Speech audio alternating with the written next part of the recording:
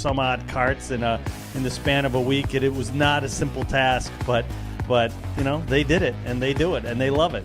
And as you said there already, I know you're looking to next year. Tell us, I imagine the planning for this event probably started when the checkered flag waves at the end of last year, correct? Yes, and before. I mean, basically, we're already thinking about things that we want to do different or better next year.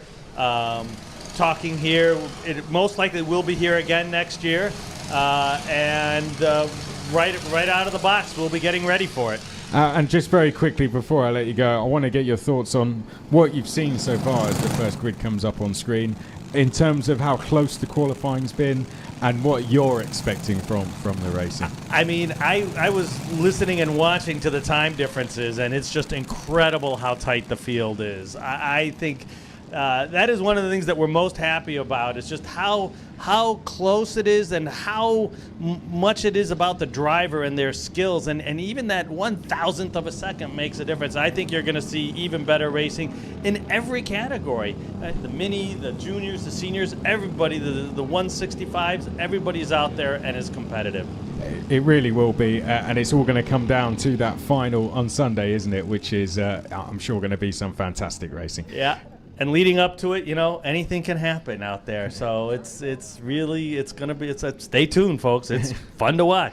Yeah, well, thank you very much for taking the time to speak to us. I'll let you get off and watch the first race. I know Simon will be joining me very, very soon. The drivers in the T4 Mini qualifying, Heat A and B, are just making their way down towards the final chicane. We've got Jason Livings on the front row with Tace Van House.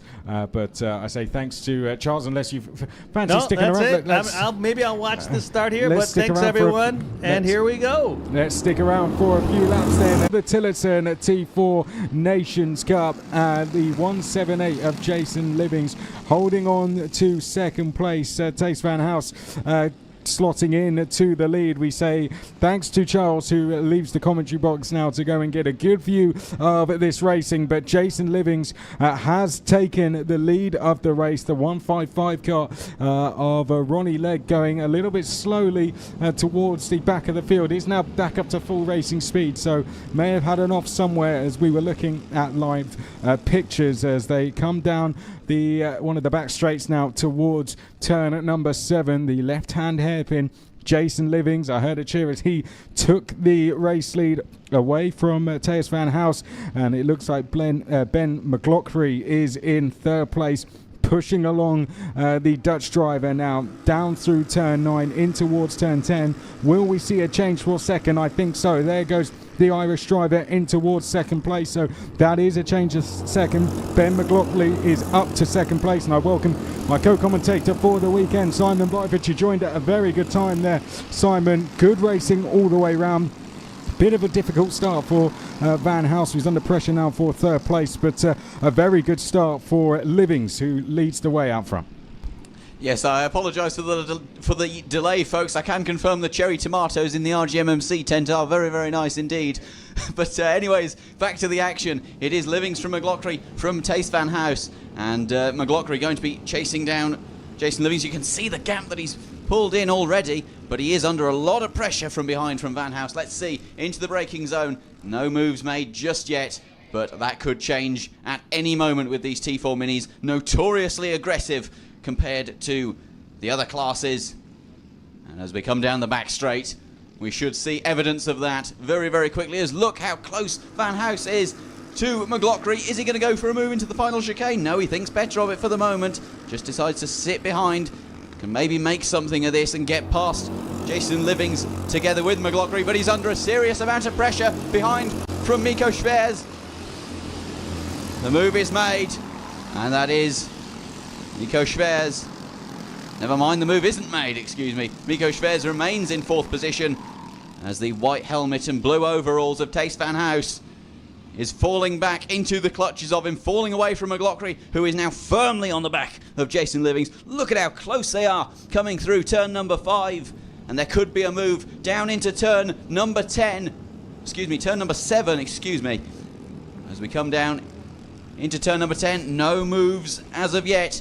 But as we say, that could change.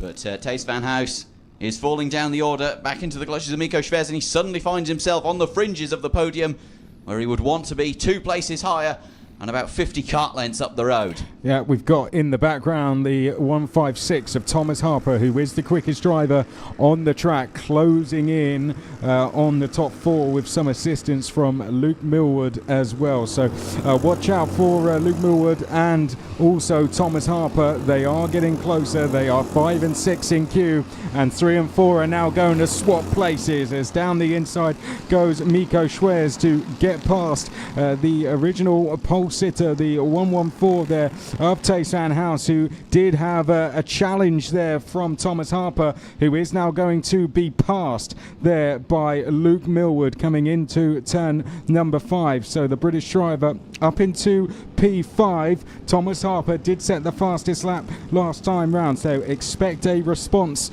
at some stage. The top 2 have escaped now. They are 4 tenths away from the rest of the field. There they are on your screen, Livings and McLaughlin 1 and 2. Ben just having a little look over his shoulder at the Irishman. He went quickest through the first sector. Jason responded to that by going quickest through the second, and we're side by side for P3 as well. There we can see Tace Van House side by side with Miko Schwers as they come in towards the final chicane. Looks like we've had a change for the lead as well. The Irishman Ben McLaughlin has gone into the lead ahead of Jason Livings, and in third place Tace Van House is now defending from Miko Schwers, and that is giving the top 2 a bit of a gap over the rest of the field. And this is what we're talking about. Right from Heat 1, there's action up and down the field. Now, these groups starting to sort themselves out. We've got the leading 2, then we've got a pack of 4, the battle for third position, and the final podium position. Now, obviously, there aren't podiums in the heats, but P3 is still a podium in the minds of these mini drivers, and it is between Tace Van House, Miko Schwers, Luke Millward and Thomas Harper. And look at this battle coming down into turn number 7 between McLaughlin and Livings. There's no holds barred at this stage. With half the race done and half the race left to go, we've seen enough action from these two to last almost a full race, but I guarantee you we're going to see even more as they come down into the penultimate corner. The big bump on the exit of the corner as the surface changes down into the final chicane. No moves as of yet, still trying to break away from the pack. There's no moves at all down into the final chicane. It's a rare lap when we don't see any moves at all. And they all make it through neatly onto lap 5. It is still McLaughlin in the lead from Livings. As we look down the order, this is the battle for the lead. And then behind a group of 4. Just spread out as we see moves down into the chicane. Oh, look at this. Yeah, side by side for 4th place. That was Thomas Harper trying to get down the inside of Miko Schwers. Now, I wouldn't count out Tace Van House out of this battle at all. Ben McLaughlin and Jason Livings, who are in your picture here, they're 1 and 2 on this penultimate lap of the first heat. But the moment they start battling, the gap to Tace Van House will come down very quickly. And there was a little bit of contact there on the exit of the corner. McLaughlin having to catch the kart and now gets his head down the back straight. A look over the shoulder for Jason Livings as they make their way down in towards the final chicane. Livings will be happy enough to sit in behind, but now we go on to the final lap. It will be all out attack from the British driver. Tace Van House in the background trying to close in. Watch for that gap to be coming down and watch for some defending from the Irishman, Simon.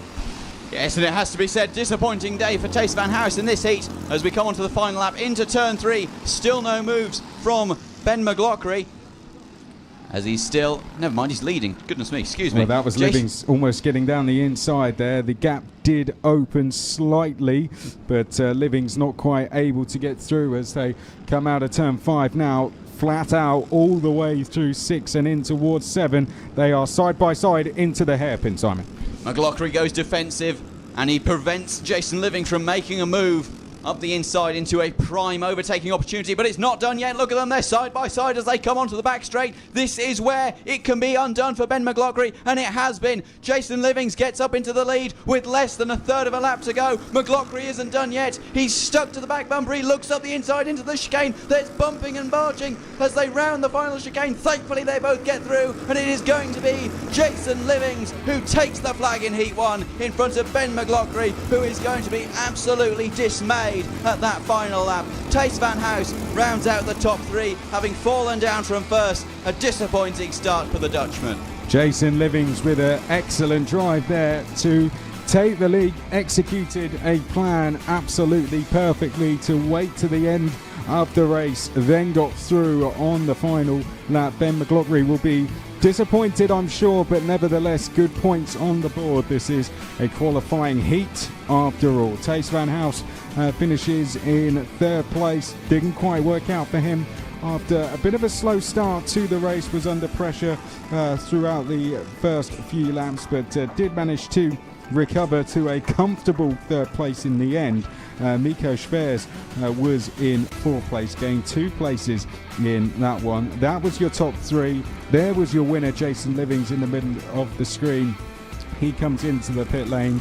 A perfect start to the day for him. A great move coming round the 2nd sector of the circuit to take the win. Here's your classification then. It's Livings from McLaughlin, 71 thousandths of a second between them. Tace Van House was 2nd, then Miko Schwers. Luke Millward was 5th. Thomas Harper was in P6. P7 was Taj Malone. Then it was Yuan Buyagong who was in P8, and the rest of the order, Simon. And then in P9 we have Jimmy Claridge, and rounding out the top 10, Logan Rolfe in front of Deacon Oliver, Billy Clancy, Ronan Kamphaus, Stain Becker, and it's cut away from me there. Stain Becker, and then we have Martin Gomez, Ronnie Legg, Bernie Gomades, and Matthew Reinhold rounding out the top 18 drivers. And now I believe it is time that we head down to Chris McCarthy, who is going to be conducting some interviews with this second group of T4 Minis.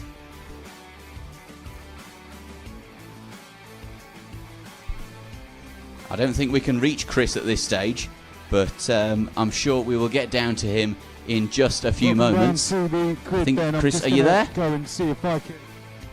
No, I don't think Chris has any signal with his microphone at the minute, but we will do our best to try and get back to him. Sitter, George House. George, how are you feeling ahead of this one? Is it your first time racing around here? No, I've raced before in Miami, and I've also did last year Tillotson, and that went well for me because I won. And I'm hoping to get a good spot in the heat so I can get a good position for the final, for the actual final. Oh, you seem very well prepared. Like that one. Well done. Best of luck for the race. Let's go to Mariano. Knock on next. Mariano, how are we feeling ahead of this one? I'm really nervous because it's a first time racing here at Spain. You like the circuit? Yeah, it's really fun. Is it different to what you're used to? Yeah, it's different because here the curbs are really high and there's a lot of fast corners. Because usually in my place there's a lot of hairpins and stuff. Good stuff. Thank you very much, Axel. Good luck for the race. Let's keep moving down. We'll go to Kicktober next. How are you feeling ahead of this one? First race of the weekend. Excited to get going? Yeah, I'm feeling good about this round one. Yeah. Just excited to get out there now and get started, yeah? Yeah. It's my first World Cup. Yeah. Well, you've qualified very well, so I'm sure it will go well. Looking at the clock, I think we've got 1 minute to 1 minute to go until they go. 1 minute. Okay, cool. Let's keep going down there. Let's come to Kaz next, who's on the inside of row 2. Oh, inside of row 2. So we're starting in a very good position down here. We got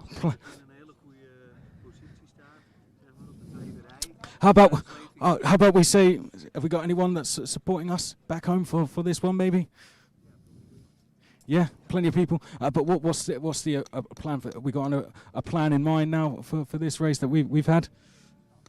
Get the finish. Haal de finish. Get the finish, zeg maar. Get the finish. First time at the Nations Cup, or? It's first time, eh? Zeg maar first time. First time. Excited?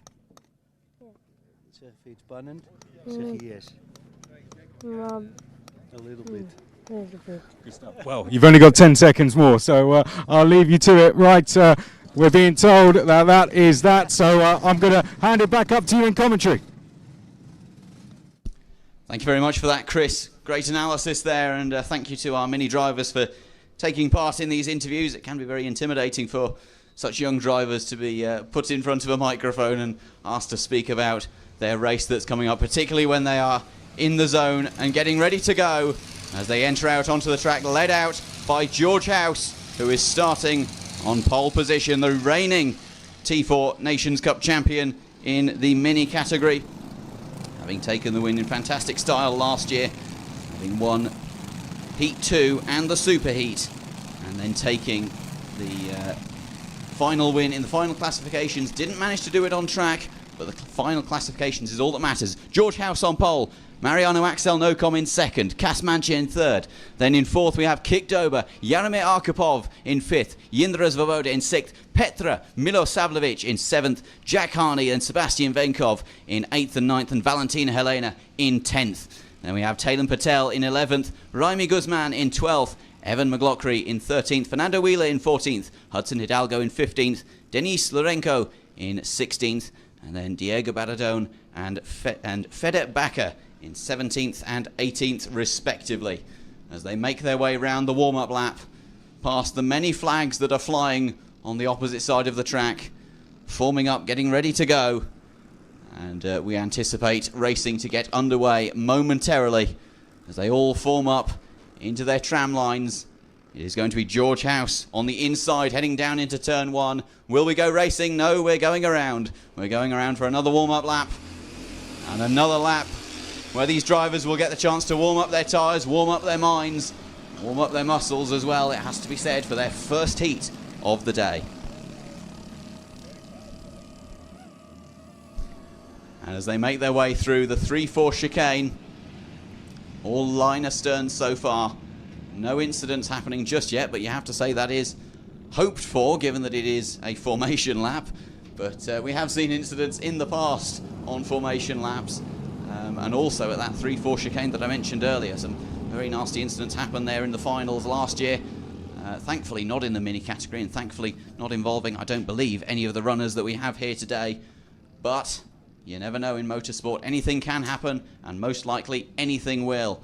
So George House leading the field through the long sweeping right-hander and onto the back straight. Getting all ready to go, getting lined up once again. Now hopefully we won't have another formation lap after this one. We wait for them to come through the shortcut of the final chicane, allowing them to get into the tram lines. They seem to be all organised, all packed up and all ready to go. Now the question comes, will we go racing? Yes, we will. We're away now, and it's a good start by George House, but it's even better by Mariano Axel Nocom. They're going to be side by side. It's going to be House leads down into turn one in front of Mariano Axel Nocom. Then Kas Mancha lines up in position number 3. He's managed to hold his position, I do believe, and it all seems to be reasonably... Oh, look at that move for the lead. Mariano Axel Nocom takes the lead off George House as they go through the 3-4 chicane, and that is a fantastic move by the young Filipino to take the reigning champion up the inside. Caught him napping up the inside of turn number 3 and has seized that position with gusto. Axel Nocom there doing a great job to take the race lead early on and pointing forward there to George House as there was contact there, and there is a spinner, someone who was competing in that third place battle, stopping, now getting going again. Someone has in fact pulled over on the inside of turn 8, and that is the 161 cart, unfortunately. So we've got someone off there, it seems, Simon. And that's Jindra Svoboda. That's huge drama. The man who was so quick last year, DNFing on the first lap. He's trudging away from the kart, so dejected looking. You really do have to pity the young Czech driver, as Mariano Axel Nocom still holds the lead in front of George House as they come onto the second lap. House isn't done yet, however. Can he get the cut back up the inside into turn 3? No, he thinks better of it. So it is Mariano Axel Nocom from George House, Jaromir Arkhipov, Kas Mancha, and then Petra Milosavljevic up into 5th. Fantastic start by the young Serb in front of Sebastian Venkov, and then Raimi Guzman in P7 with a fantastic start. Hudson Hidalgo up 7 positions from where he started, though. A brilliant start from the young American. Yeah, they're the top two working together. I think George House has decided it is better now to work with Axel Nocom and try and push away from the rest of the field, and that's exactly what they're doing. The main battle is for P5 here. 3 and 4 come next. Arkhipov and Mante are in 3 and 4, and then it is the battle for P5 after that. That is where the action's at. As looking behind, there is Axel Nocom just having a look at George House. They are the two drivers in screen, 2 laps down. 5 now to go as they round the first corner. A bit of a gap presenting itself, and George House was looking to take it there, was a little bit tempted. Some big movers down the field as well, which include Hudson Hidalgo, who has come up 7 places to P8. Riami Guzman up 5 places as well to P7. So some big movers, but the top 2 escaping from the rest of the field. They're 2 seconds clear. And there looks to be a move on the fringes of the top 10. I'm going to try and see who that is. It looks to be, it might be Hudson Hidalgo battling with Raimi Guzman. But I can't confirm that, unfortunately, at this moment in time. But we still see the 2 leaders. Look at how much they're breaking away. 2-second gap to Yaromir Arkhipov in 3rd position, and they are really doing bits. Trading sector times currently. Axel Nocom with the fastest lap at 1 minute 6.5. But George House with the fastest sector 2. They really are breaking away, racing the drone down into turn 1. No moves just yet, but that could all change. Look at the midfield battle, though. So many moves happening. Fernando Wheeler Jr. getting up involved there, as we see going through turn 1. That is the battle for, I believe it's 3rd position. It's P5. It's Petra Milosavljevic who is having to defend from Rami Guzman and also Sebastian Venkov as well. So great racing going on. The 2 leaders are away, but P5. Oh, and we've got a card over. Oh, no. We've got a card over there. There was contact in that battle for 5th. Driver is out and appears to be okay, is now trying to get up. The Marshall team are over with the driver. It was, I didn't quite catch the number, but unfortunately we've got a driver who has rolled the cart there at turn number 5, but appears to be okay. Yes, thankfully that's the main thing. Straight up and out of the cart. That's brilliant to see. Yeah, Petra. And it's Petra Milosavljevic. That's so unfortunate for the young Serb, the only Serb racing at this year's Nations Cup. You hate to see incidents like that. We had a roll last year.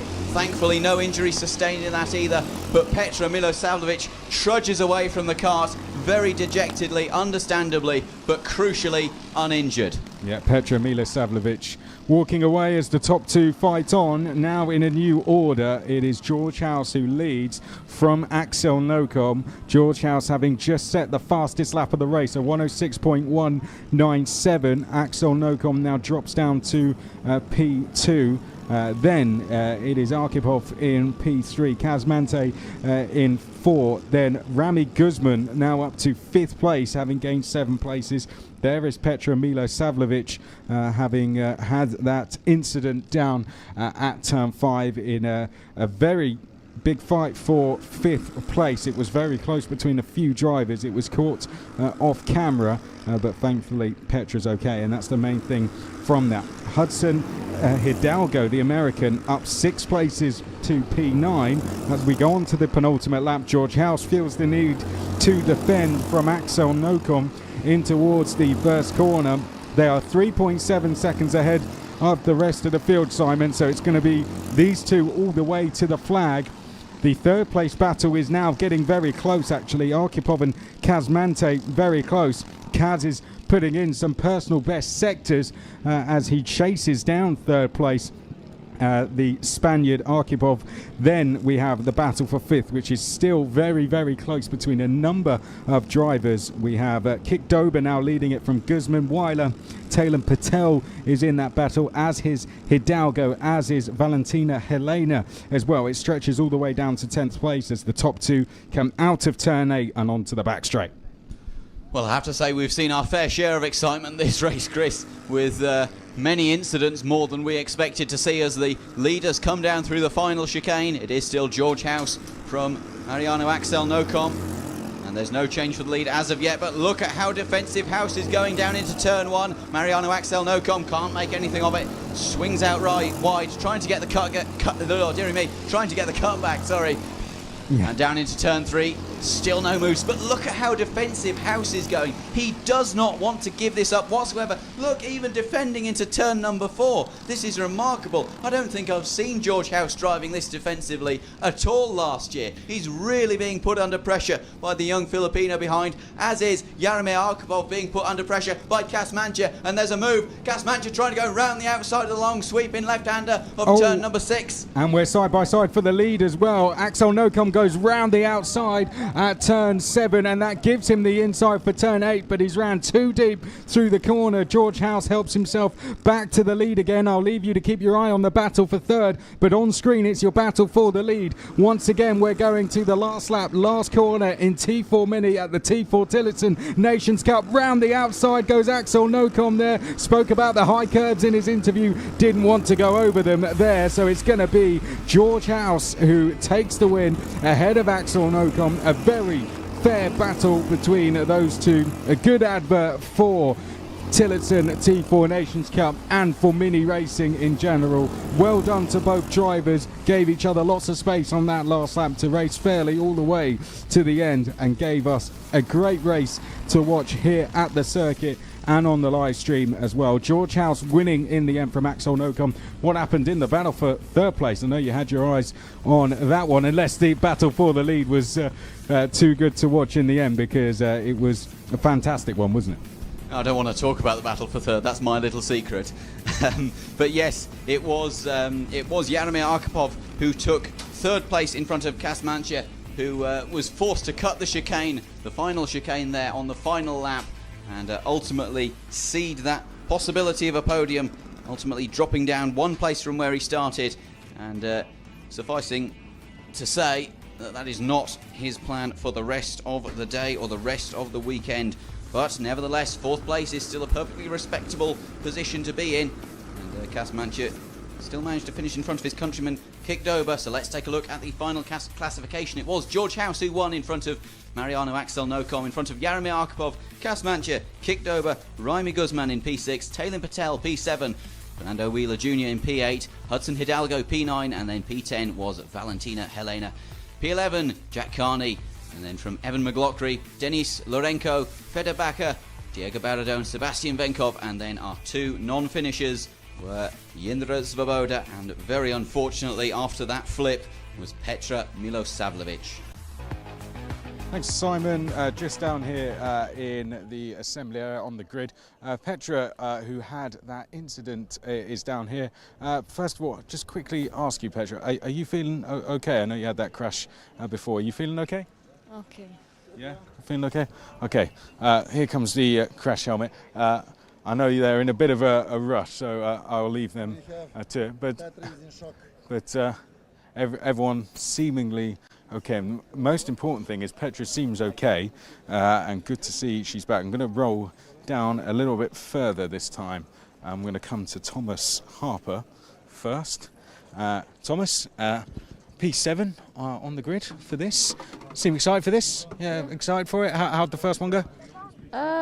Went alright. Just sort of like overtook me into the last chicane boat, and then what's his name?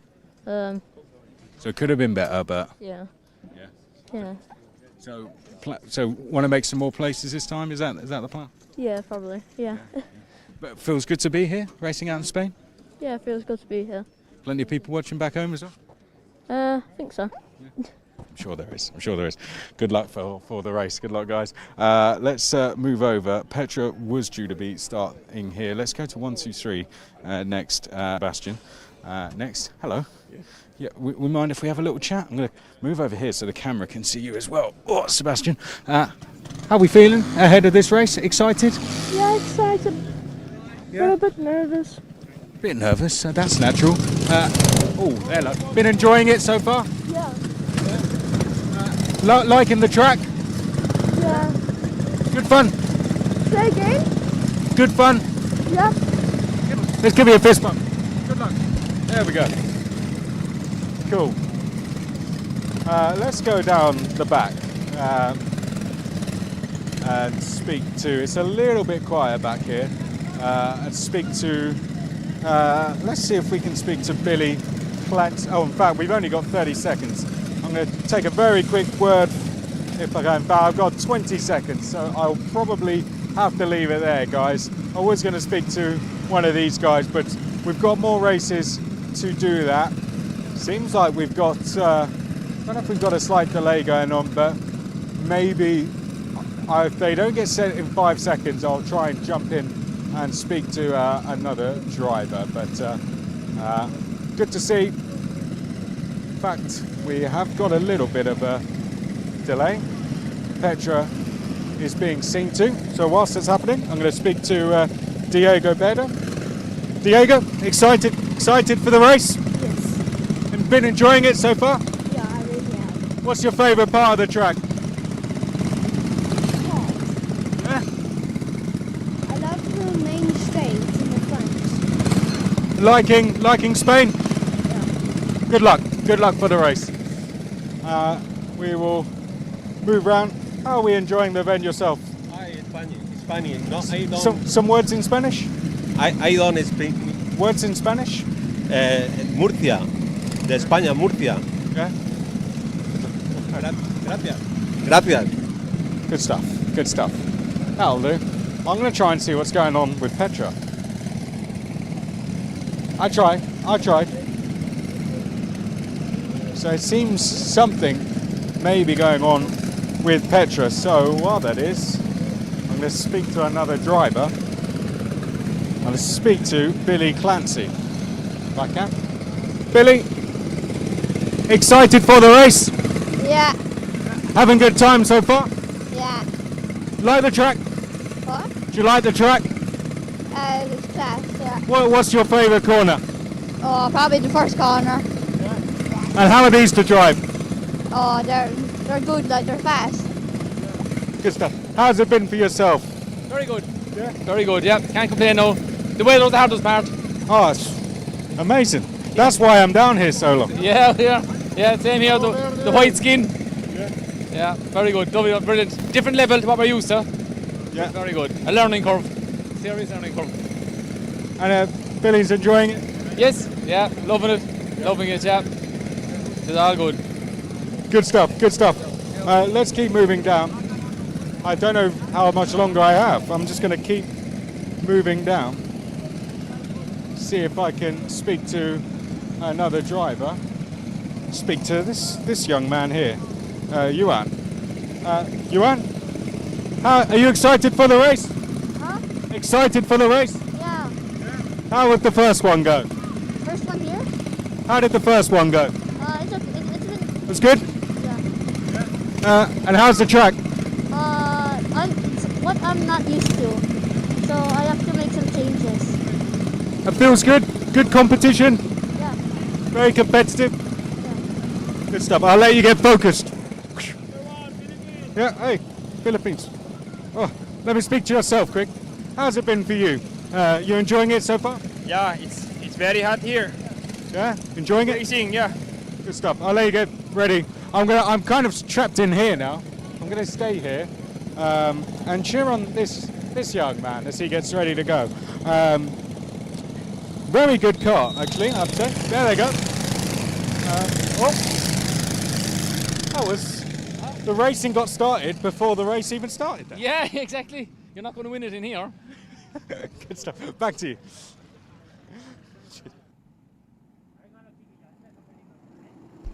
Well, thank you very much for that, Chris. It's good to see the mini drivers being so willing to answer any questions that we have in interviews. Obviously, it can be very daunting for mini drivers to be put on the spot with a microphone, but we do appreciate their contribution to the live stream, and greetings to anyone who is watching along at home who is cheering these guys on. So let's take you through the grid for this heat. It is Leo Livings who is starting on pole in front of George House and Luke Millwood, with Cas Matcher in fourth in front of Nico Leon-Schwers and Jaromir Arkhipov.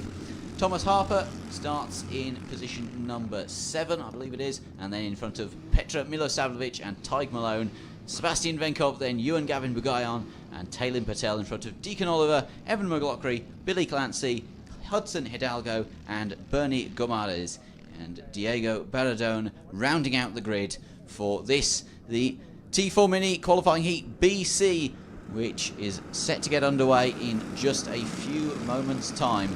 As the Mini drivers, you have to say more hastily than other groups, round their way through the final chicane. We get ready to go, we look to the lights, and we're not going because, well, I mean, there's a certain procedure to starting races, and it generally involves being quite close and quite slow and all in the tram line. So it's another formation lap, another chance to warm up the tyres, another chance to warm up one's mind.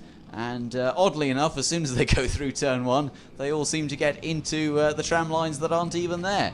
So there you have it. The Mini drivers do enjoy doing a second formation lap, and we should be getting underway this time round, Chris. Yeah, news from the grid. No Petra Miloslavljevic, unfortunately. She, of course, had that incident where she rolled the cart, damage to the crash helmet. She did have a spare one, but it just seems that that one is not past the safety regs, and for safety, she has not been allowed to compete in this race. So hopefully they can get her another one and get her out for the remainder of the weekend. But as you can imagine, she was a little bit disappointed with that. She's not going to be out in this race, but really hope to see her out there for the remainder of the weekend. Yeah, it's a terrible shame having such an incident so early on in the weekend. Only, I believe it was the first heat that she was competing in. Didn't make it very far at all until that incident has unfortunately ruled her out for seemingly today at least. And we do hope to see her on the grid again tomorrow as the other Minis look to be going racing this time, and it's a good start from the leader. That is Leo Livings with a good start down into turn 1. He is under pressure though from George. George House has fallen hugely down the order, down into position number 4, and that is the 138 machine of Luke Millwood, who has managed to take the lead. And that is a fantastic start from Millwood, round from third position on the grid, managing to take first as they flow their way through the chicane, through turn 4 and 5, and no drama as of yet, which is good to see from the Minis. A move further back, though I'm not sure who that is, but the battle for the lead. Just look at how close the top 3 are, hugely. Oh, there's the 177 machine of, I believe that's Luke, no, that's Leon Miko Schwers, who has managed to get up into first position in front of, that's Leo Livings, and a hugely significant turn of events there for the young German, who has managed to take the lead on this, only the first lap as they come down into the final chicane. Still, Schwers leads as they come down across the start-finish line. It is going to be Schwers from Millwood, from Livings, from House, Malone, Mantia and Bugayon. There's still a battle going on through turn 1, and that looks to be Luke Millwood through and past Miko Leon Schwers down through turn number 1, and this battle for first has already heated up with 3 Brits and a German. It's like the start of a very funny joke, except it is real life, it is real racing, and it is real action here in Valencia. Yeah, Miko Schwers leading the way from Luke Millwood and Leo Livings, but I don't think it's going to stay like that when they get out the next corner, because that is a change coming through turn number 7. So Miko Schwers now back into the lead, I should say. Luke Millwood dropping back down to second. It's all change here. Millwood in that queue as well. We've had a good start from Malone, who's up 4 places into P5. Then we have Boogie Young up 4 as well into P7. Gomeriz is up 7 places to P10. Here come the leaders across the line once again, side by side to the left hand side of screen. That is Leo Livings trying to get down the inside, but he's actually going to be passed around the outside there, all the way around the outside. Looks like that was Luke Millwood. Fantastic driving from Luke to get up to P2. So great driving from Millwood, goes up into second place, ahead now of Livings and behind Miko Schwers. So it's Schwers Schwerz leading from Millwood, then Livings, then George House, who didn't have the best start to the race, but he is up to P4. Malone is in 5th place as they come down towards turn number 7. This for the 3rd time of asking. There's your top 5, all as one. Then we have the 6th queue of carts coming up next. P6 backwards, being led by Mante, who has Harper just in behind. And a fantastic start to this mini race so far, and it is only going to get more and more exciting as the race goes on, as these mini drivers heat things up and get even more action underway, as we see George House going for a move for 3rd position into turn 1. He gets the move done fantastically well, and he bumps down Leo Livings, and I believe that's Tig Malone as well, down into, well, I mean, he was already in front of Tig Malone, but Tig Malone, speak of the devil, has set the fastest lap, a 106.5. That is very, very quick indeed, as Mikko Leon Schwerz is still under pressure from Luke Millwood, and George House, the reigning T4 Mini champion, is hunting down the 2 drivers in front, his fellow Brit, and Schwerz, the German, who is in his first Nations Cup appearance and appearing to perform extraordinarily well, given the heat, given the pressure, given the unfamiliarity perhaps with international competition, and doing a fantastic job, the young German, to hold off 2 very quick Brits behind, as well as an Irishman, and then Leo Livings in 5th position. Yep, Schwerz comes in towards the chicane and now has the attention of George House directly behind. Great move from the British driver in the 117, takes P2 away from Millwood. Up towards the first corner we go. Millwood, it is in 3rd. Malone, who set the fastest lap last time around, although that has now been beaten, is 4th. Leo Livings is 5th. The fastest lap has come to Akipov down in P9. There is confirmation of that on your screen, 106.417. It's all about this top 5 though. You cannot separate them at all. They are 1.3 seconds ahead of the chasing pack. That said, last time round the chasing pack were quicker, as we're going to have a change of lead. No, we're not. That was an attempted change of lead from George House last time round. 106.6 for the chasing group and a 106.8 for our leaders. So the gap is coming down, albeit by a couple of tenths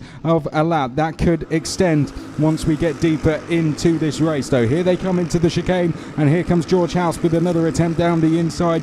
Doesn't make it through. Out the chicane we go. Cheers from the grandstands, no doubt, as Schwerz comes across the start finish line, and George House comes down the inside. Almost contact. There is contact, and George House runs wide. Schwerz he made contact with, and Millwood surely takes the race lead, and does so, Simon. He surely does, and George House looks to be down to position number 5 there, which is a disaster for him. Yes, confirmation there. George House demoted down to 5th after that contact. A very ambitious move that just didn't work out for him. And Jaromir Akipov sets another fastest lap, besting his previous time by about a tenth of a second, as Luke Millwood now in the lead.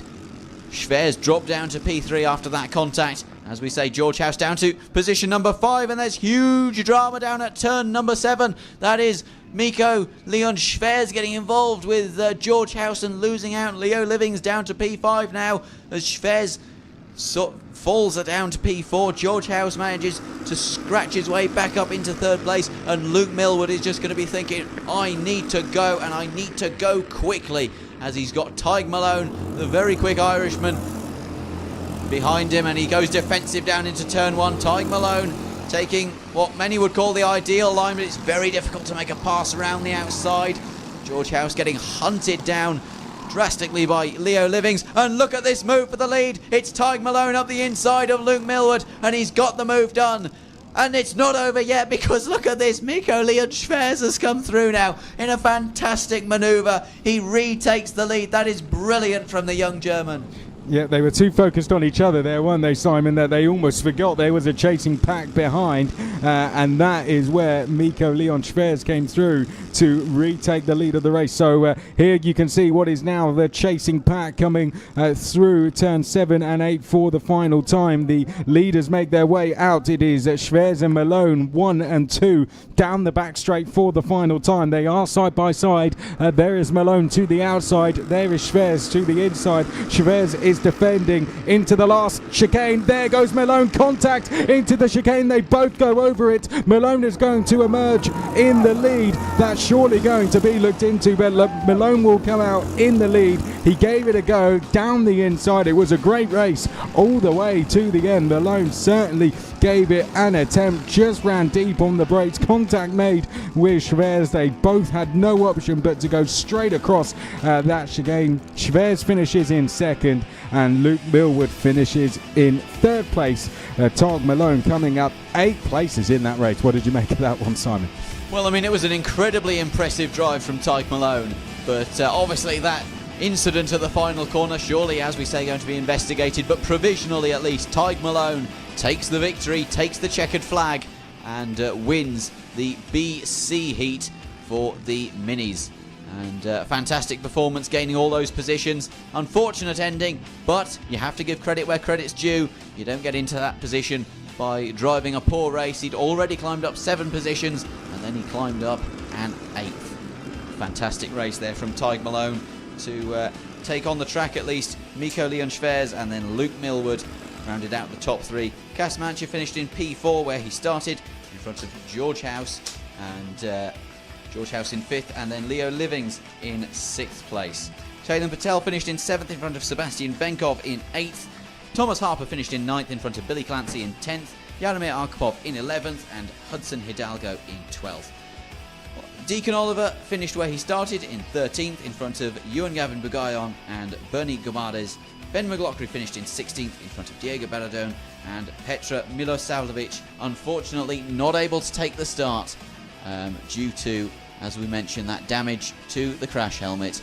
And Evan McLaughlin is there on your screen, 16th, and then 17th for Diego Baradone, who is having a tough time of things today, but surely he'll be able to pull things back tomorrow with a bit more experience under his belt and a bit more rest, and perhaps may be able to break into a more competitive position where he should be. But I mean, that was an absolutely fantastic race all round from the Minis. Challenging end to the race, but we shall look past that. We'll appreciate the battles that went on during it, and some hard battles, some very hard battles, as we saw as the other mini group, that is the A&D heat, gets ready in the pre-grid area. All of them with their visors on, the helmets on, the visors up. As of yet, when the visors come down, that's when you really need to start looking at how the driver is acting, because almost certainly that is the mindset that they're going into the race with. You can see the amount of umbrellas down in the pre-grid area. It is very warm at the minute, air temperature of 24 degrees. As I pick up the grid, I'm going to take you down it very quickly. T4 Mini, A and D, about to go out onto the track now. Welcome down it. Engines have been fired up. You can see the carts out behind me. That was a dramatic end. Follow me. Let's go down the grid and speak to some drivers. Ben McLaughlin did very well. I don't think I've spoke to you yet. Ben, that was a great race last time, wasn't it? Really good fun up. Yeah. Enjoy it? What? You enjoy the last one? Yeah, it was good, yeah. More of the same now? Yeah. Good stuff. Best of luck. We spoke to Kick last time. Did we? Oh, Logan. Good luck to Logan. I spoke to him out there. Who are we going to speak to? Let's speak to this young man here, shall we? I don't think we spoke to. How are we doing? Looking forward to the race. Yeah. Looking forward to the race. Valentina, Helena, are you looking forward to it? Yeah. Excited? Very excited. Good stuff. Good.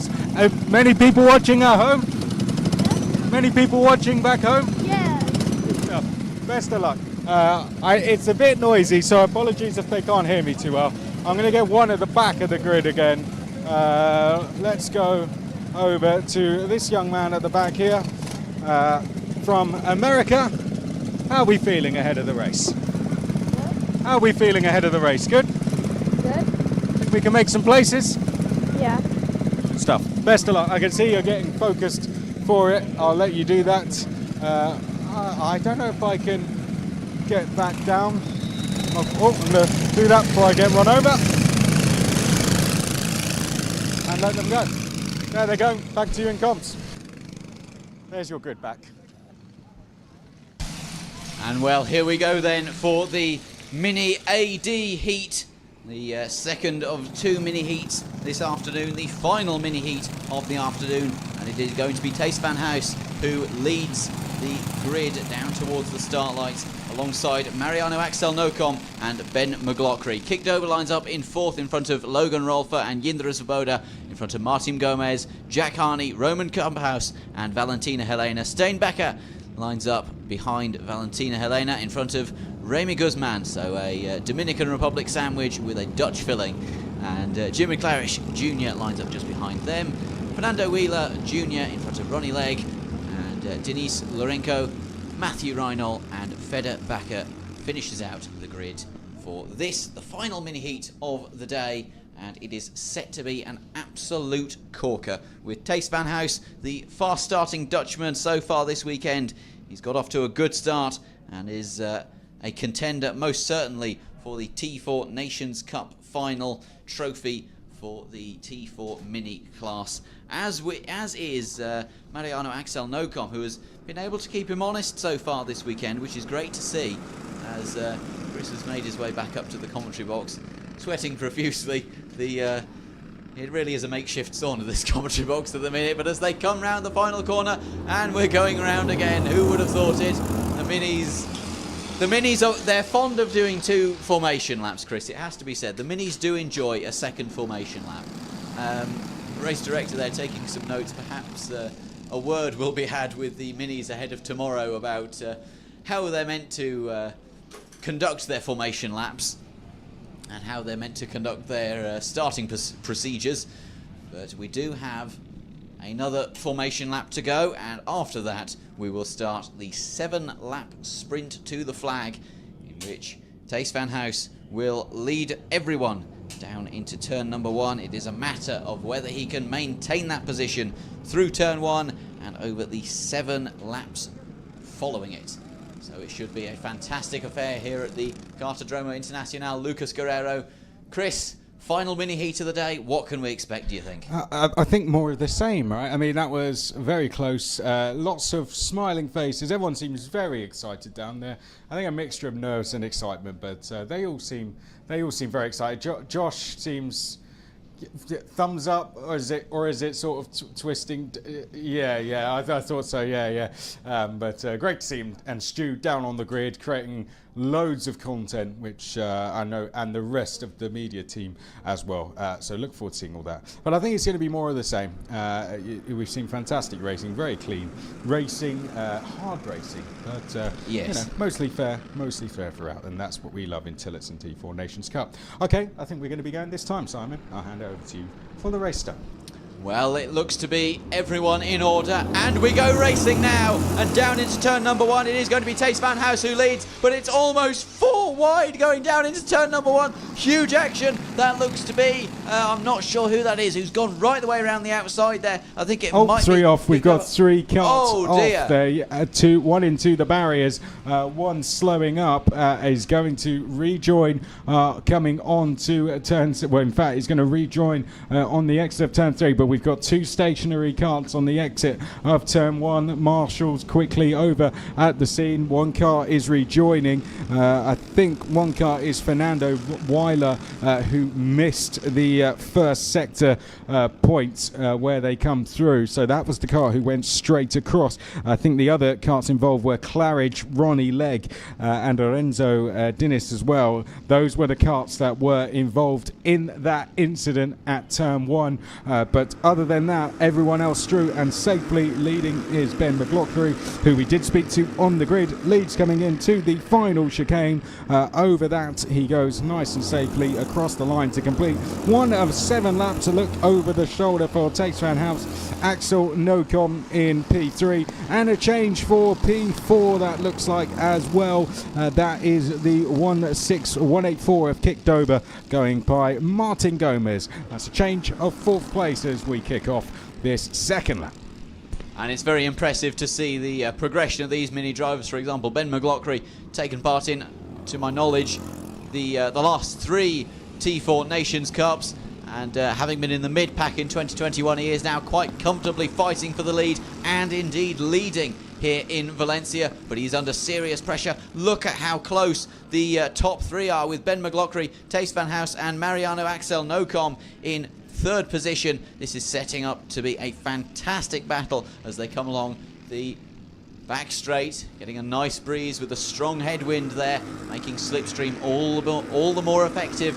Coming down into the final chicane, no action as of yet, no drama between the top 3. In fact, no drama between any of the top 10, which is great to see. Although there is a move on the fringes of the top 10, I can't quite tell you who that was. It looked to be Valentina Helena getting past Steinbacher. But I will bring you confirmation on that when I can. But look at this battle for the lead here now. It is Ben McLaughlin who still leads, and Taste Van House looking to try and make something through turn 2, but not managing to do it, unfortunately. And maintaining that 2nd position, having fallen down from pole. And McLaughlin nipping up the inside of both Van House and Axel Nocom to nab the lead. But look at this, it's not over yet for the top 3. There is Axel Nocom looking at both of them and licking his lips, thinking, I can make something of this. But someone who is thinking that he can make even more of it is Taste Van House. Look at how close he is. He looked to the outside. That's not a move you can pull off, unfortunately, but he is so close. Is he going to go for a dive bomb into the final chicane? No, he's not. He thinks better of it once again. Very mature driving from Taste Van House. He's quick for a reason, and that's because he doesn't seem to make too many silly mistakes. But look into turn 1. Taste Van House up the inside of Ben McLaughlin. Can he get the move done? Yes, he can. McLaughlin leaving the door open, and Taste Van House saying, yes, I shall oblige, and takes the lead. But it's not over yet. McLaughlin comes back into turn number 3. They're side by side, and McLaughlin takes the position. And Taste Van House is now falling into the clutches of Axel Nocom, but he just about holds on to that position. Yeah, Axel Nocom sitting there in the 118, fastest lap to Svoboda down in P6. Denis did not get going from that turn 1 incident, by the way. The Spaniard is out the race, sadly, but did walk away with the marshals, so is seemingly all okay. But there we can see the 184 in P4, Kickdober, fastest through the first sector on this lap, and also just behind Svoboda is fastest through the second sector, so that queue is working together very well. They are, let's see, about 1.5 seconds back from these 3, running out of laps now, 3 to go as we cross the line, and Ben McLaughlin feels a bit of tap from Taste Van House, getting some assistance coming up towards the first corner. Won't mind that at all. It is exactly what you need to do in the Tillotson T4 Nations Cup and in Tillotson Racing. Just a little bit of assistance coming through turn number 3 and in towards 4 as well, now through 5, and they make the long run into the heavy braking zone at turn 7. This is a big place. We've seen lots of overtaking today, some drivers going from 3rd to 1st into that corner, which we saw in the 165 category, wasn't it, into there. Minis, I'm sure, could produce similar stuff, but now the run all the way down to the final chicane continues, and this is where you can almost dress rehearse your final lap plans, what you're going to do, and plan out how you're going to attack the final come tomorrow afternoon as well. But no moves made on this lap. They're seemingly waiting for the final lap. And it seems like the Minis really have learned to chill out a bit when it comes to their rash manoeuvres, as they all just seem to be settling into a rhythm now. Now it is the penultimate lap, so they may want to start thinking about where are they going to start making moves, particularly this lead 3 that we're watching. It is still McLaughlin who leads Taste Van House in front of Mariano Axel Nocom. but that could all change in a jiffy, as there is another battle for position number 4. Now that is Kikdoba and Jindra Svoboda. Jindra Svoboda seemingly not having the same pace as he did last year, but that could all change tomorrow with the final heats and also the super heats, as there's still no change for the lead as of yet. Svoboda and Doba still battling, however, and it is inviting Martin Gomez into the fray for the battle for 4th position, and that could be equally as exciting as this battle for the lead. It is 3x3 currently with the T4 Minis as they come through into the final chicane to start the last lap. It is going to be last chance saloon for Tace van House and Mariano Axel Nocom. Who's going to go for the move? Mariano Axel Nocom sticks to the outside. Tace van House tries to go up the inside of McLaughlin and defend from Mariano Axel Nocom. Simultaneously, he makes it work in one sense, in the sense that he hasn't dropped down to 3rd, but still not able to dethrone Ben McLaughlin and take over that 1st place. Into turn number 4 now for the final time, and now in towards 5. This is a great battle going on for the win in this T4 Mini category as they make their way down towards turn number 7. A look over the shoulder for Ben McLaughlin, and this would leave him ahead overall on the points in terms of heats at this stage of the weekend, but he has to hold off Tace van House and also that 118 of Axel Mariano Nocom as well. Down towards the final chicane for the final time. They're all tucked in behind the Irishman. Through turn number 9, flat out we go. And now the last braking zone of the race into the chicane. Who will emerge in the lead? Mariano Axel Nocom has got 2nd. Can he take the race win away from Ben McLaughlin? No, he can't. It is McLaughlin who takes the race win. Fantastic driving from the 173. Ben McLaughlin wins the race ahead of Axel Nocom. Tace van House in 3rd place, and then Svoboda in 4th place. Doba in 5th place. Gomez finishes 6th. Then it was Harney, Rolf, Bakker, Weiler dropped to 10th right at the end there, but a great race once again. Top 3 separated by just over 1/10 of a second, and that leaves Ben McLaughlin top of the points with George House 2nd on 4 points. Axel Mariano Nocom 3rd in the points. Leo Livings 4th in the points. Tace van House 5th in points. Then Spears 6th in points. Then Malone 7th in points, and Luke Millward 8th in the points. All very close, but a lot of drivers in this race in those top 8 positions, and a great drive from Ben McLaughlin. Did a really fantastic race there to hold off the pressure on that last lap and go and take the win. Here's your full result. So it was, as we say, Ben McLaughlin who managed to take the flag and take the victory by just over 1/10 of a second from Mariano Axel Nocom. Tace van House finished in P3, having fallen down the order from pole, but still clinches a podium for Heat AD here in the Minis. Jindra Svoboda finished in 4th, just managing to pip Kikdoba at the post on the final lap, in front of Martin Gomez, Jack Harney, Logan Rolfe and Stain Becker, in front of Fernando Wheeler Jr., who rounded out the top 10. Valentina Helena finished in position number 11 in front of her countryman Remy Guzman, and Ronan Campos finished in 13th place. Matthew Reinl finished in 14th in front of Feder Becker and Ronnie Legg in 16th, with Jim Claridge finishing in 17th, quite a distance away from the nearest competitor, and Denise Lorenko was also involved in that incident with Jim Claridge. I think it was a 10, 11, maybe 12 kart train, all stuck to the back of the leader. It was absolutely fantastic to watch. And now we have the T4 Minis, who, if you were watching along yesterday, you will know that these kids know how to race. Let's take you through the starting order. It is Tace van House who starts on pole in front of George House in 2nd, a winner yesterday and the reigning T4 Nations Cup mini champion. He starts in front of Ben McLaughlin in 3rd and Kas Mancha in 4th, in front of Logan Rolfe, Jaromir Arkhipov, Martin Gomez and Petra Milosavljevic, who very fortunately is able to make the start today, having had a big incident yesterday. She starts in front of Ronan Campos and Sebastian Benkov, in front of Stain Becker, Taylin Patel, Jim Claridge Jr., Evan McLaughlin, Ronnie Legg, Hudson Hidalgo, Matthew Reinl and Diego Baradone rounds out the grid for this first heat of the day. And what a heat it is set to be, Chris.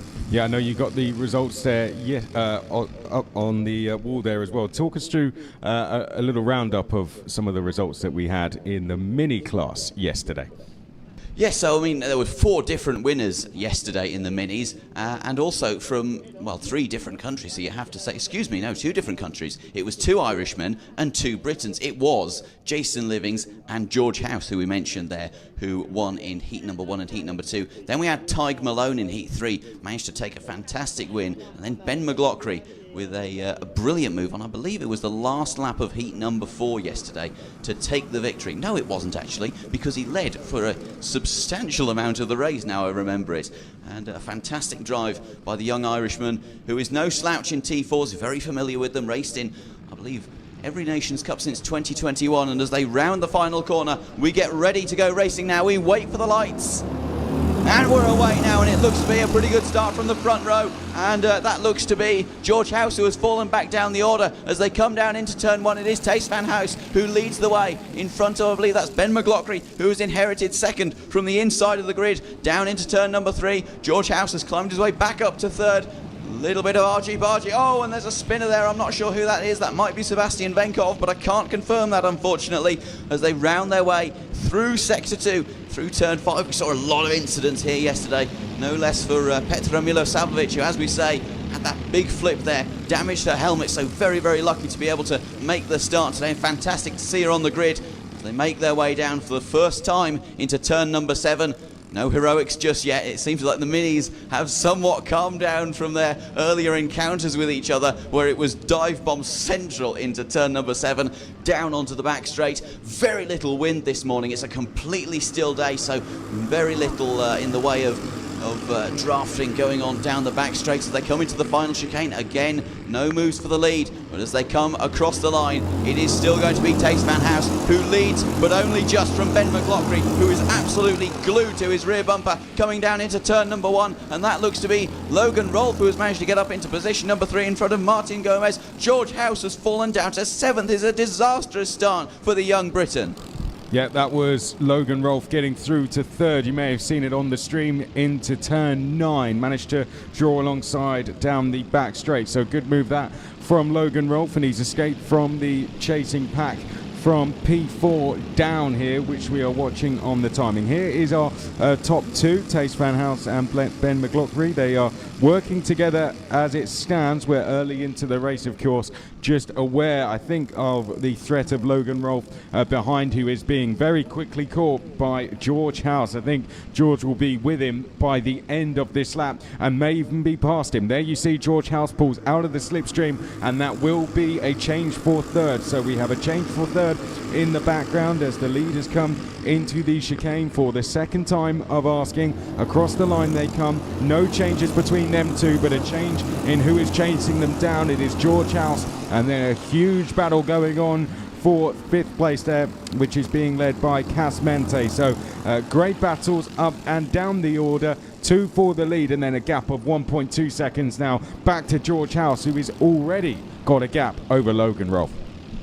And Tace Van House with the fastest lap of the race, with just less than a 1/10 of a second between himself and Ben McLaughlin behind, a 106.8. That is reasonably slow in comparison to what we saw yesterday, but the track is still very, very cold compared to the height of the day yesterday. Only 16 degrees air temperature, but it will start to heat up very, very quickly. And you have to say, having looked at George House making up 3 positions on the 1 lap, 2 positions gained in 1 corner coming through turn number 3. It was absolutely fantastic to see him scything through the field. And look at the gap that he's pulled out on, that is Logan Rolfe, his fellow Briton, in 4th place. And he's really hunting down Ben McLaughlin in 3rd, who we shared many a battle with yesterday. And I'm sure we will see them sharing many a battle today as well. Yeah, up towards the first corner. Logan Rolfe under attack in P4 now from Cas Mente, and Martin Gomez in a fact, I think he may lose a place. There was almost contact there between Cas Mante and Logan Rolfe. Mante trying to get round the outside, and we saw our two leaders on screen briefly side by side as well. Ben McLaughlin actually setting the fastest lap last time around. 1.7 is the gap back to George House, who has absolutely no assistance in third place, and that's what you need in Tillotson T4 Nations Cup. You need to be working together in these karts, particularly in the mini class. So I think George is going to find it pretty difficult to catch these two leaders unless they start battling, but he certainly won't get up, nor will Ben McLaughlin in terms of taking this race win. Here they come down to the final chicane. Lap number 4 we are on now of 7. Out of the chicane we come, and Ben McLaughlin just lining up his move, planning his attack for the final laps. George House taking a big look over his shoulder, looking for support, I think, but he's not going to find it, sadly, because the battle for fourth well and truly on, and we're side by side for the lead of the race. We were briefly, but Tace Van House holds on for the time being, but a big queue of karts battling for fourth.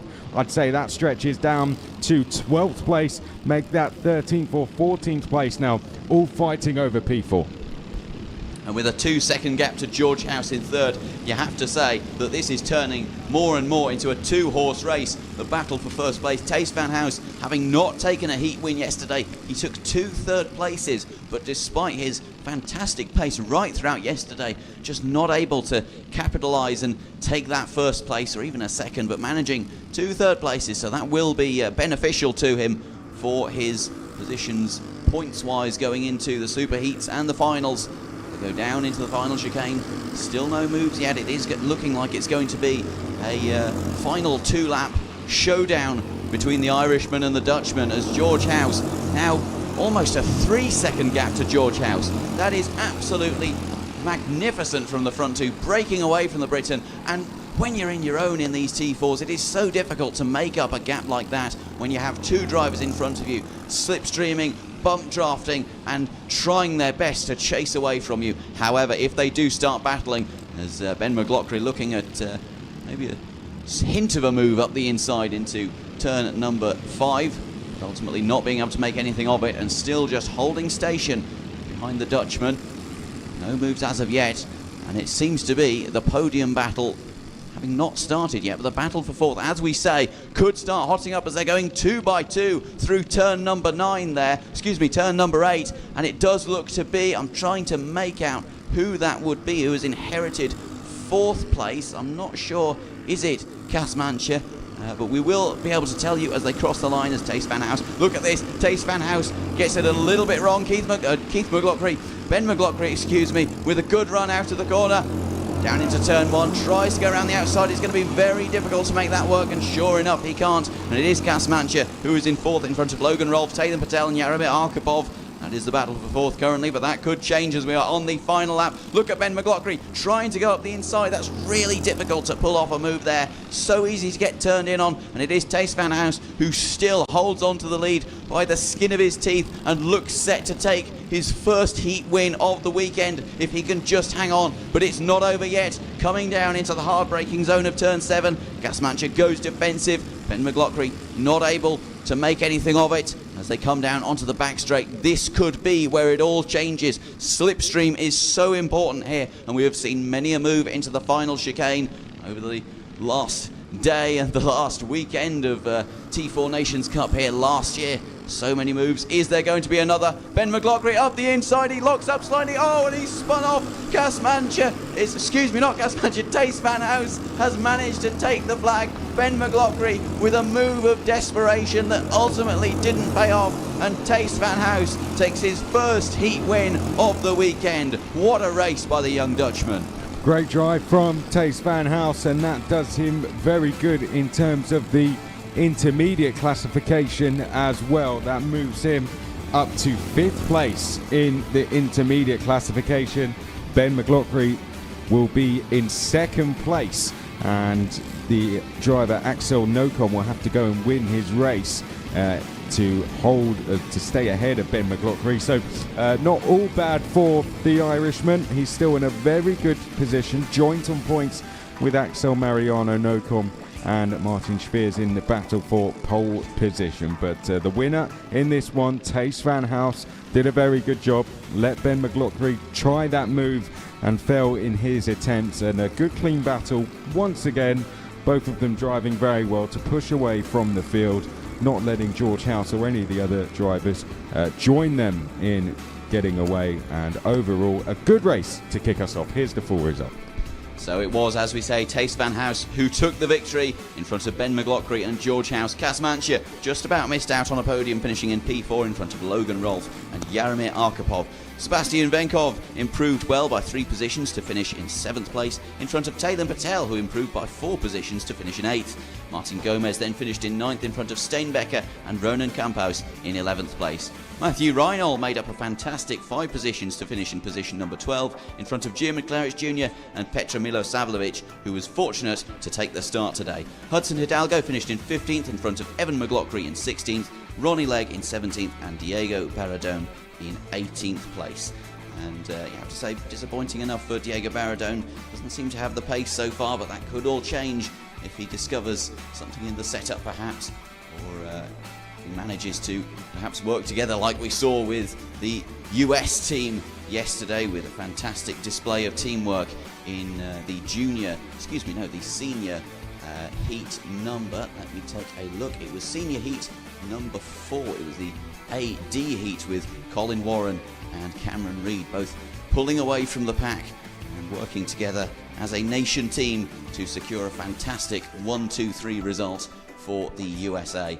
It will be the second of the mini heats up next, and that will be group number, let me take a look, Group B and D, who will face off against each other.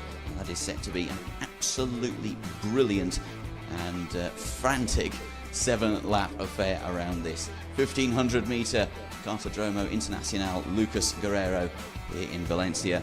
Now the minis are very lucky in that they are starting today's proceedings while the air temperature is still reasonably low. 16 degrees air temperature so far today. Now it did feel a lot cooler than the predicted 29 degrees yesterday thanks to the breeze. But as I'm looking out the commentary box window, there is no wind today. But anyways, Chris is down in the pre-grid area. Chris, what can you tell us about this mini race? Yes, welcome down to the grid as the car of Martin Spears. Lovely day down here on the grid, have to say. Beautiful conditions once again. Beautiful Ross over there who's going to run away from me. I've tried to interview him several times. He's got the whistle at the ready. I don't know where my grid sheet is, but I'll try and go and steal it from him. He's going to go and get it for me now. But a great race to kick us off, has to be said. Karts all looking beautiful this morning, as is the weather. Let's go and speak to some drivers, shall we? In it comes, in it comes. Thank you very much, sir. Right, let's go and have a chat to some people, shall we? Let's start with our pole sitter, Jason Livings. How are we doing? I'm actually Leo Livings. Oh, you're... Yeah, that's the... Oh, you got the... Oh, is it? Oh, there we... That's a good start, isn't it? There we go. How are we doing? How are we doing, Leo? We good? good. And, yeah. Yeah. So how does it feel starting on pole position at Valencia? Feels good. Feels very good, right? Right, yeah. Have you raced abroad much? No, this is my first ever time racing abroad. Yeah. Enjoying the experience? Yeah, pretty nice racing here. Like the track? Yeah. Good stuff. It's a good track. It's not bad, is it? No. You got a lot of people watching at home, Leo? Quite a couple people. Good stuff. Well, sorry we got your name wrong on there. Yeah, there you go. Look, best of luck. Good luck. Thanks. Well done for getting pole. Well done, guys. Sorry about that. Cool. Axel Nocom had a good day yesterday. How are we doing? We had a good day yesterday? Yeah, it was a really good result yesterday. I'm really happy about that. Yeah, yeah. And we're doing good in the classification. We're right up towards the front, aren't we? Yeah, I just hope to get a good result here and maybe get P1. But I'm happy as long as I'm in the top 3. Good stuff. Well, best of luck for the race. Have a good one, guys. Let's have a walk down for the. Let's have a little walk down and catch some other drivers, shall we?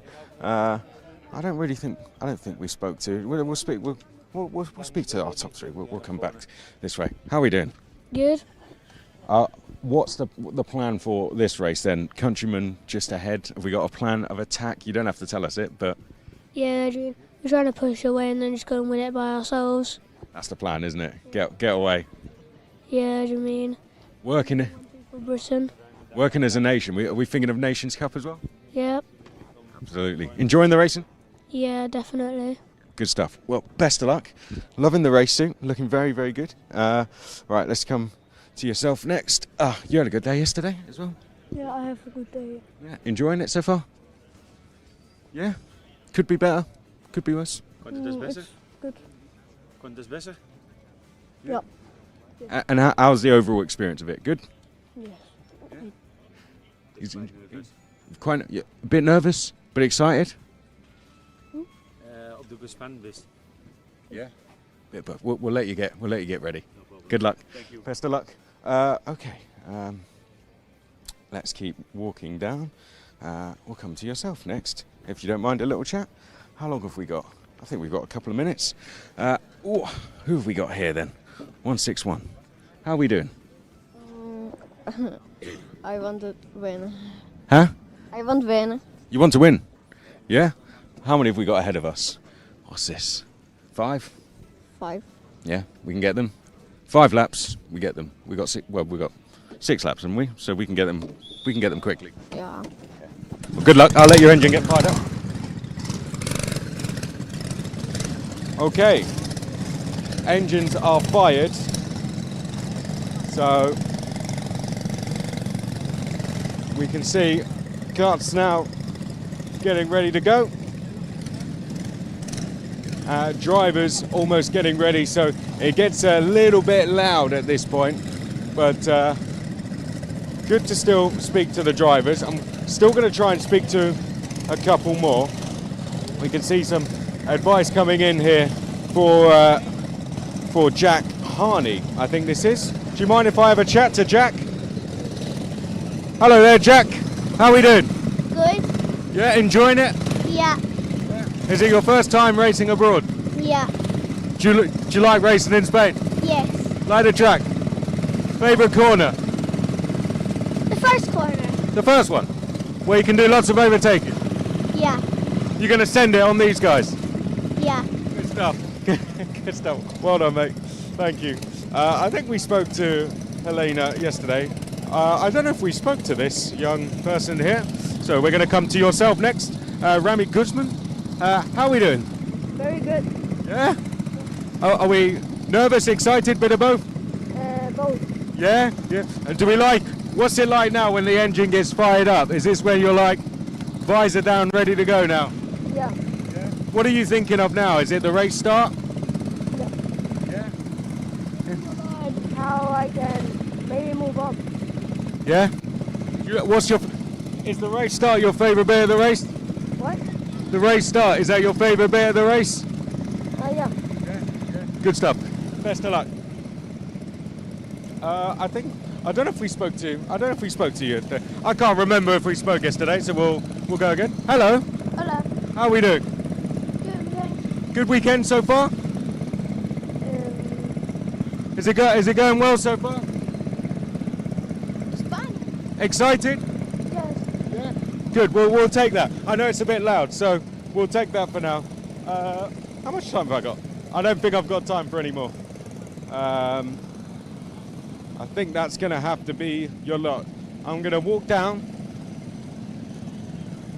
because we've only got 30 seconds and hopefully we can speak to some more later on. But good to speak to plenty of drivers. That's going to be the guys coming out onto the circuit. They're looking great, fired up for this one. And I think we're going to have a good race ahead of us, to be fair. Nice that they're all willing to have a chat as well. Plenty of nerves. Off they go. Back to you.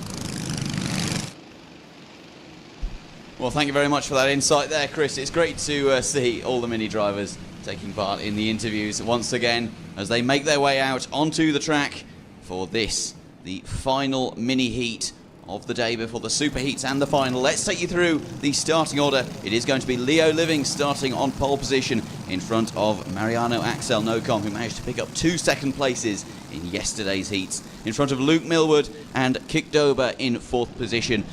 Miko Leon Schwers starts in 5th in front of Jindra Svoboda and Thomas Harper. Jack Harney starts behind them in front of his countryman Tig Malone, and Valentina Helena starts in front of Ewan Gavin Bugayon. Raimi Guzman lines up next in front of Deacon Oliver and Fernando Wheeler Jr.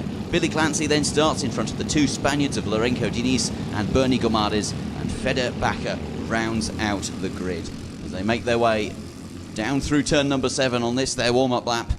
And I have to say, from the last heat, the Minis are a lot better behaved on the starts than they were yesterday when it comes to getting themselves in order and getting themselves lined up and in the tram lines and nice and close to the drivers in front of them. Whereas yesterday it seemed to be a bit of a free-for-all, it's fair to say, with the Mini starting procedures. They, shall we say, they did things their own way, which was good to see in one way, but I'm sure the RGMMC organisers were a little bit frustrated by it as they make their way through up to the final chicane, cutting across the final chicane to allow them to get into their tram lines. And there's someone pulling into the pits there, not entirely sure who that was, but we'll try and bring you that information in time. It's lights out and away we go, and it's a good start by Leo Livings. Poor start there by Mariano Axel Nocom, who was quite far back off the start, and he's fallen right the way down the order. He's in, I think, P5 or P6, and there's a big collision there on the outside of turn 1, and I'm not sure who that is. That's the 1-2-2, I believe that's Valentina Helena who's gone off. Let me bring you confirmation on that. It is, yes, Valentina Helena off at turn 1. Is she able to get going again? It doesn't look like it. So Valentina Helena out at turn 1. Terribly unfortunate for the young Dominican driver, as we have someone exiting the pits there. I'm not entirely sure who that is. I'll bring you that information in due course, however, as we can see there, the 141 machine of that is, let me take a look on my live time, that's Deacon Oliver battling with Raimi Guzman. As we cut back to the leaders, it is, as we say, it is Leo Livings still leading the way in front of Mariano Axel Nocom, who is actually, no, I don't believe it's Mariano Axel Nocom. Let's take a look at the live stream. And no, Leo Livings has actually fallen down the order. It is Luke Millwood who's leading. Luke Millwood from 3rd place on the grid, taking the lead on lap number 1. A fantastic start by the young Briton. It is a British 1-2. Leo Livings in 3rd, and then Mariano Axel Nocom climbing his way. Actually, Mariano Axel Nocom in 3rd, excuse me. Leo Livings in 2nd, and then Thomas Harper there in 4th position. But here comes Mariano Axel Nocom trying to make a move for 2nd place. It's not going to work down into turn 3, and perhaps a brave move there for lap number 1, or lap number 2, excuse me, for the young Filipino. Philippines making their first appearance at a Nations Cup ever, and having, fair to say, a very strong time in this T4 mini category. As we say, Mariano Axel Nocom managing to pick up 2 second places yesterday. Very, very competitive from the young Filipino racer. As there's a move there for 3rd position, Mariano Axel Nocom side by side with Thomas Harper, just about holds on to the position, but Harper gets the cutback. They're side by side coming along the back straight, and Thomas Harper takes 3rd position away from Mariano Axel. Actually, no, excuse me, it was Jindra Svoboda who's managed to get up into 4th position there in front of Thomas Harper. That's my mistake, I apologise for that, as they come through the final chicane. The leaders going hammer and tong at it. It is still Luke Millwood who leads the way, but only just from his fellow Brit, Leo Livings. And it is Jindra Svoboda who has managed to climb his way up into 3rd position, having had a disappointing Saturday. We are suddenly starting to see the pace of the young Czech racer who was so quick last year. Luke Millwood with a good start to the race. Leo Livings, who we spoke to on the grid, in 2nd place there, and then Svoboda in 3rd. It's a good battle going on in the middle of the pack, isn't it? Goes all the way outside the top 10. Here's your top 2, meanwhile, who are trying to escape from the field. They did speak about this. Luke Millwood saying that he wanted to push away from push away with Leo Livings, and oh no, a yellow flag. 2 drivers colliding together. They've both got going again, and I think one of them may have been Axel Nocom who was involved actually. He certainly has been delayed through the 2nd sector. I think the main drivers caught up were Kikdoba and Rami Guzman.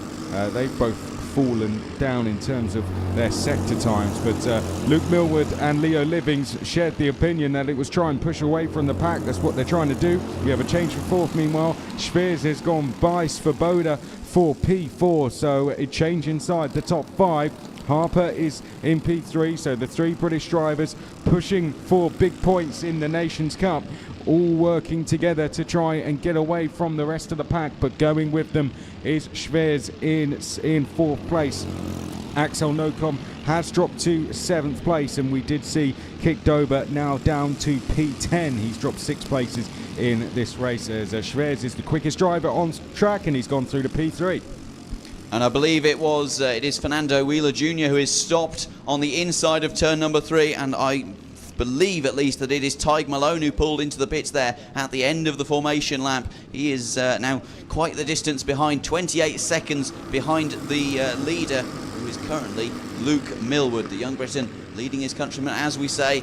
And then Miko Leon Schwers, the German, in 3rd place, but maybe not for long, as there's a colossal battle potentially emerging now. He may go up to 2nd. Miko Leon Schwers up the inside. It's almost 3 wide. Oh my goodness me, that is absolutely sensational. And it is still the 138 of Luke Millward who leads, but now in front of the 177 of Miko Leon Schwers, who sets the fastest lap and takes 2nd position, as there's a colossal battle emerging for 4th of the 161 machine of Jindra Svoboda, battling with, I believe that's Thomas Harper, for 4th position.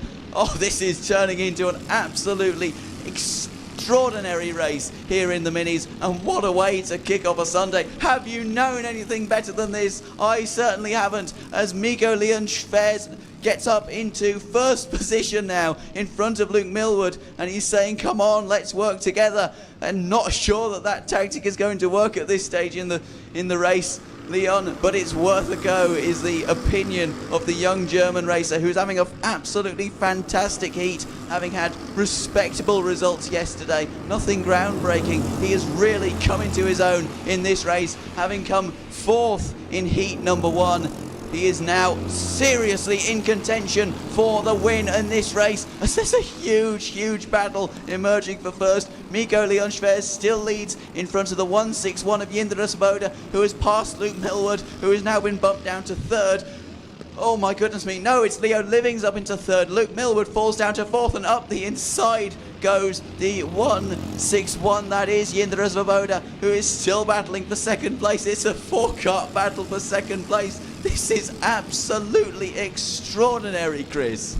Good stuff from the Minis once again as they come through turn 8 on this penultimate lap. We see the 1-1-8 there, just gesticulating there. That was Axel Mariano Nocom. Right, onto the back straight for the penultimate time, and some assistance from Svoboda on Schwers. It's changed very quickly in this race as they come in towards the chicane for the penultimate time. We have Luke Millward in 3rd place. Don't count him out next. Then we have Nocom. Looking over his shoulder was Leo Livings. He's got a lot of work to do to get that race lead back, but he will certainly give it a go. 5 for the lead and for the race win, I think it's fair to say. Schwers in a very good position here. He's got a slight gap of a kart length, but that will come down once they hit the run from 5 down to turn 7, as long as there's no mistakes from Svoboda, and there hasn't been a good exit there from Svoboda.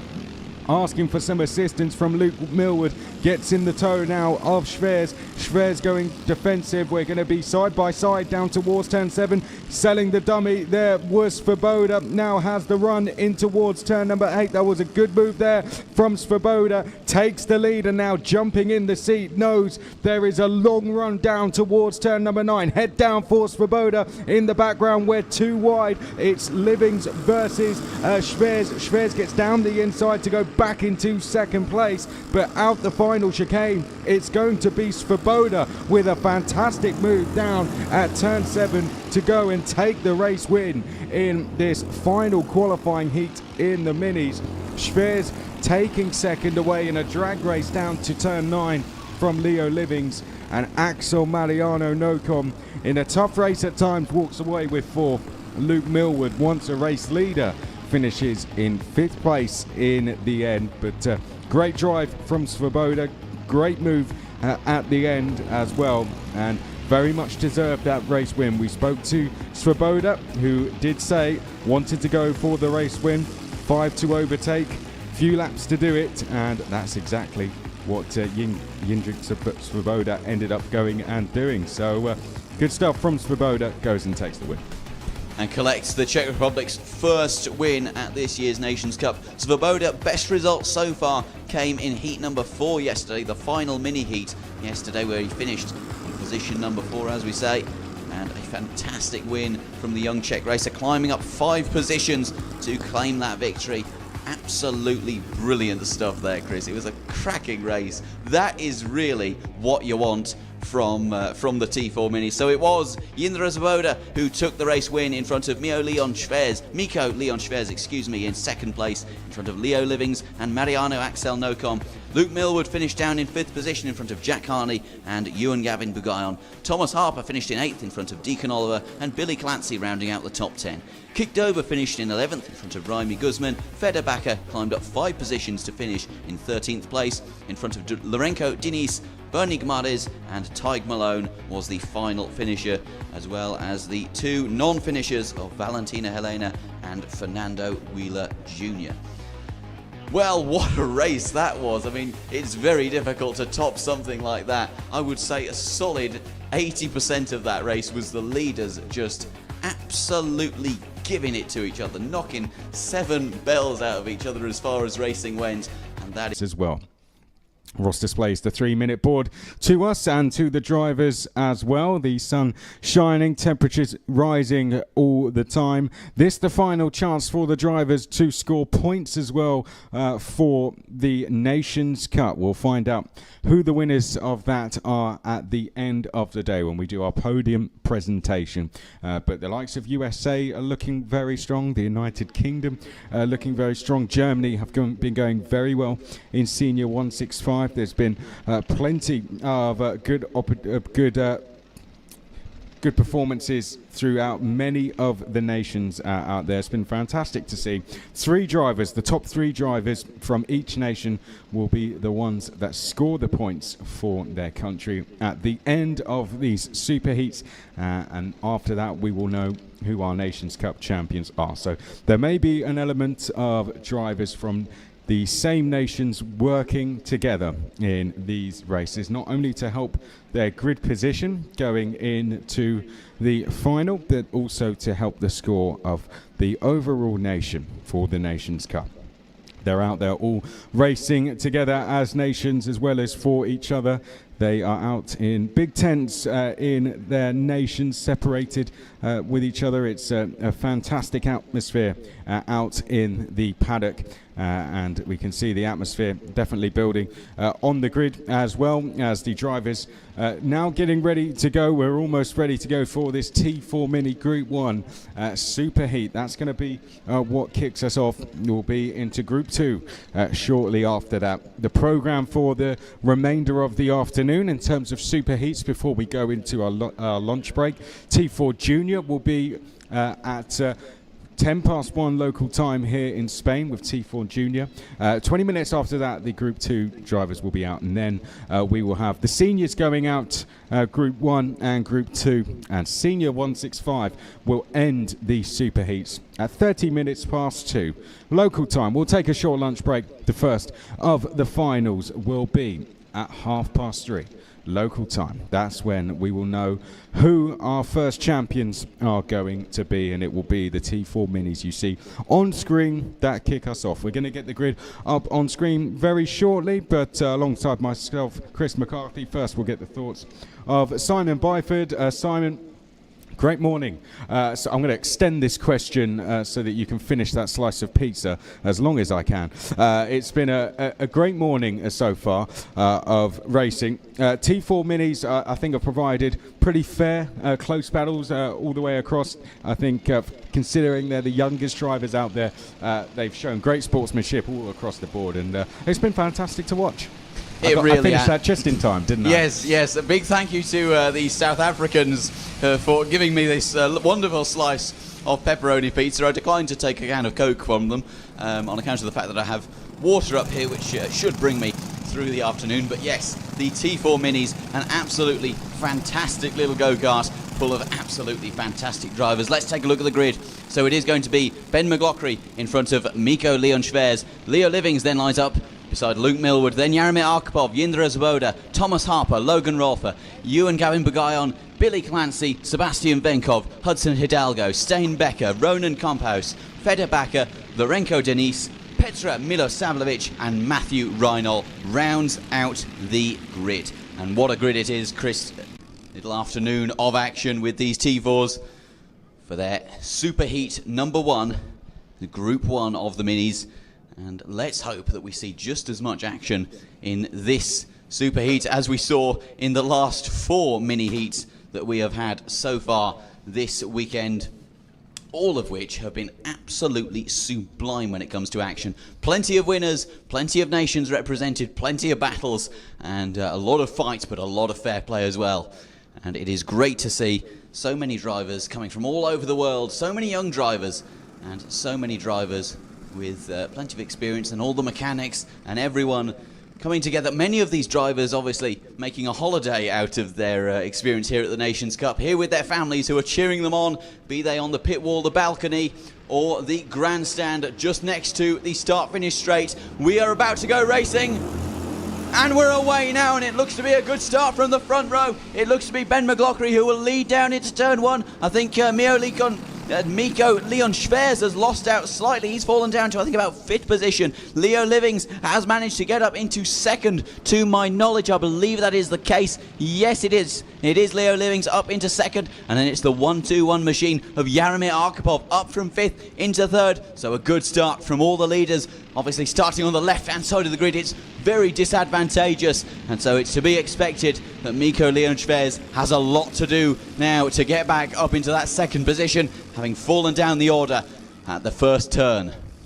Yep, through turn number 7 and 8 for the first time. We see the Minis making their way onto the back straight. We go. Top 3 look like they are threatening to break away. Head down for 173. Our leader, Ben McLaughlin, driving very well this weekend and now looking to break away as they come in towards the chicane for the first time. Out of the chicane and up to the start finish line, Leo Livings pushing him over to complete the first lap. We're side by side for 3rd place. In the background, that looks like Schwers getting down the inside of Arkhipov to take 3rd place away from the Spaniard. In behind that is Thomas Harper and Svoboda. Luke Millward, who was leading the heat earlier on, he's also tucked in that battle as well. We're side by side. In fact, Luke Millward's made a place in towards turn number 4. Luke Millward goes up to P6. I think that is so good driving from Luke.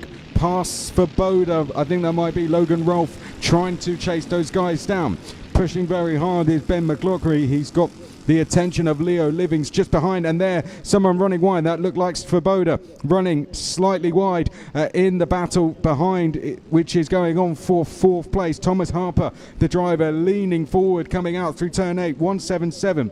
Schwers has escaped all that lot. He's joining the top 2. Here we can see Svoboda side by side coming down towards the chicane, just trying to tell the drivers behind to have a little think here, because the top 3 are getting away and doing so very quickly. Here's your order across the line at the end of lap 2. It's McLaughlin, Livings, Schwers, Svoboda, Harper, Arkhipov, Millward. Logan Rolfe has caught those guys in the chasing pack. So 3 for the lead, 5 in chase. As we make our way in towards turn number 3 on lap 3.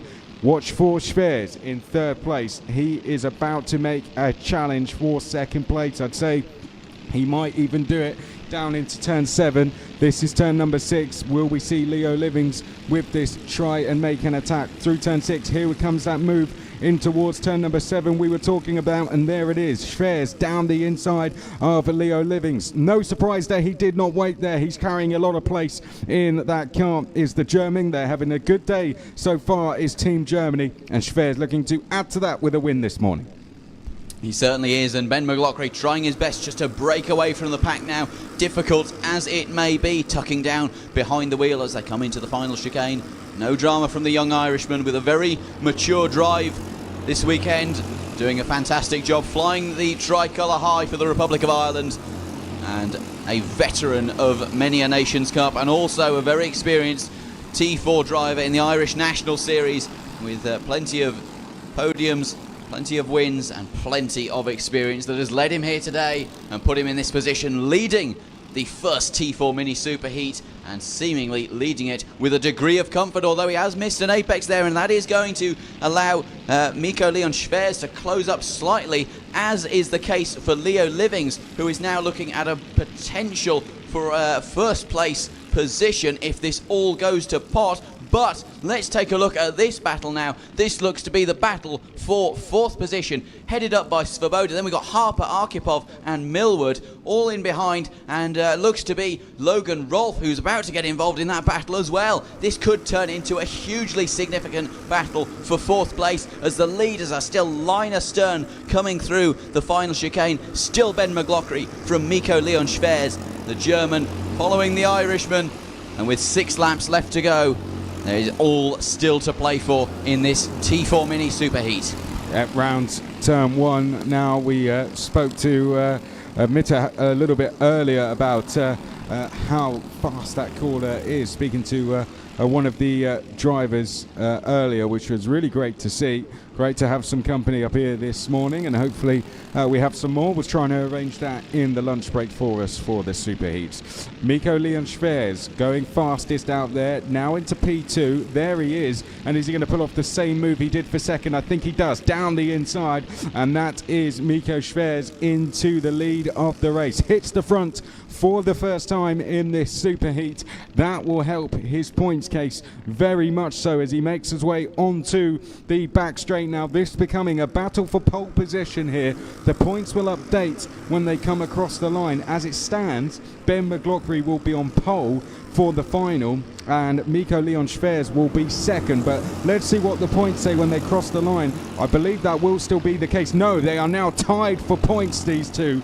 So if Ben McLaughlin drops one more place, then pole position will go to Mikko Leon Schwerz. This is turning into a battle for pole position between these two, and Leo Livings could play a big part in that as they come in towards turn number 4, now in towards 5. Ben McLaughlin, a front row start would still be very good, but we've seen drivers getting hung out to dry on the opening lap of the race down towards 7. He certainly wants to be the one starting on the inside, and on the inside he is down towards turn number 7, takes the lead back, and with it asserts himself back onto provisional pole. Fantastic racing so far from these front runners. It is important to say the battle for pole position is a very important one. Pole position will almost certainly guarantee you a first place position going into turn 1. Second place is a very, very difficult place to start. We haven't seen many occasions where the second place starting driver has managed to maintain second, having left turn 1. Look at them fly by there on the live stream. You get a great sense of speed of these minis as they fly past our gantry across the start finish line and into sector 1 for the 6th time this race. Through the chicane, this is really starting to hot up now between McLaughlin, Schwerz and Leo Livings. The Irishman, the German and the Brit all fighting away, and if Leo Livings can really get involved in this, that could boost him in the qualifying heat standings. As look at this, he's looking up the inside of Mikko Leon Schwerz, not able to make any move of it.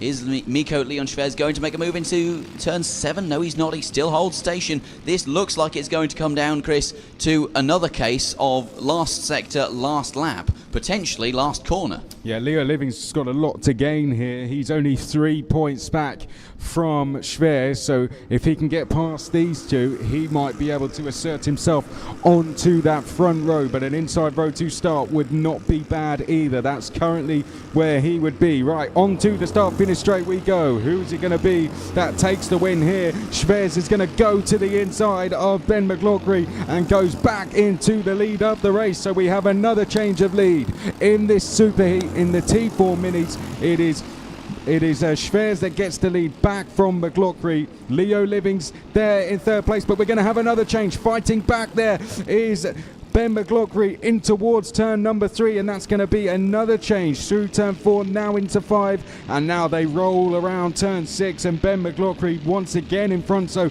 2 changes of lead on the penultimate lap. Are we going to see another into turn 7? Not an attempt there, so surely into the last chicane we might see something going on, but it's all setting up for a very tasty last lap. Leo Livings yet to show his hand, but I think he's just waiting to do so. He's there in third place. In the background is Svoboda in a very comfortable fourth place. Leo Livings has not played a part in terms of fighting for the win, but I'd say he's about to do so on this final lap, doing a great job to keep these two honest. Here we go then, on to the last lap. A look over the shoulder for Ben McLaughlin. At the moment, would be on pole position for the final, but that could change very quickly on this final lap if he drops to third place. And this is crucial for Ben McLaughlin. I was talking with him there during the break. He's very excited to see how he does in this superheat. With only only 1.5 sectors to go, really. He does seem to have it all in control. Look at how close Leo Livings is to the back of Mikko Leon Schwerz, though. This could turn into a battle for second, but Leo Livings knows that he doesn't really have to do too much. All he has to do is stand there with his mop, ready to mop up any mistakes that the front two make. But it doesn't look like that's going to happen very easily. Neither of Ben McLaughlin or Mikko Leon Schwerz seem to be making any mistake. Look at how defensive Ben McLaughlin is moving to the inside line. He desperately wants this win. He goes defensive again into the last chicane. Mikko Leon Schwerz outbreaks him and he takes the lead. That is incredible from the young German. Leo Livings in there as well. And Mikko Leon Schwerz, take a bow, son. That is absolutely sensational. Great move from Mikko Leon Schwerz there to take the race win with the move of the weekend. There is no doubt about that. That was absolutely superb. Round the outside to come through and take the win. Ignore the graphic at the top of your screen. That was a fantastic drive from going round the outside into the final corner. Fantastic stuff there to go round the outside and take the race win. Superb end to the race. Fantastic end. T4 Minis once again delivering. We have another race of them coming up. Great racing between all the top three once again. Mikko Leon Schwerz with that move round the outside into the final chicane in that 177 car to go through and take the win. There's the updated result on the left hand side of the screen. Leo Livings with that went up into second place and Ben McLaughlin dropped to third. So that means Mikko Leon Schwerz takes pole position for the final, and because Ben McLaughlin dropped to third, he will start the final from the outside of the front row with Leo Livings on the inside of row 3. So that is what it has done. That move has not only won Mikko Leon Schwerz the race, it's put him on pole position for the final.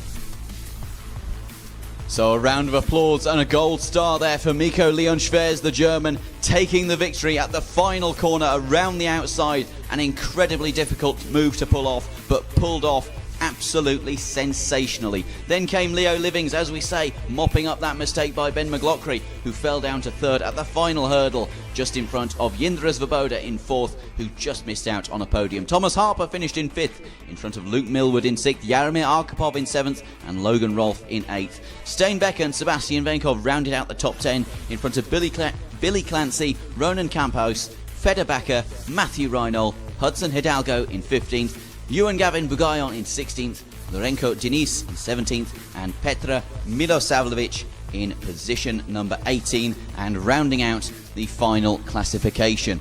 So that does mean that one of our T4 mini superheats has been decided, and decided in fantastic style as well, and we have even more to come. Another 9-lap sprint with the T4 Minis, and we hope sincerely that this is going to be just as interesting as the last.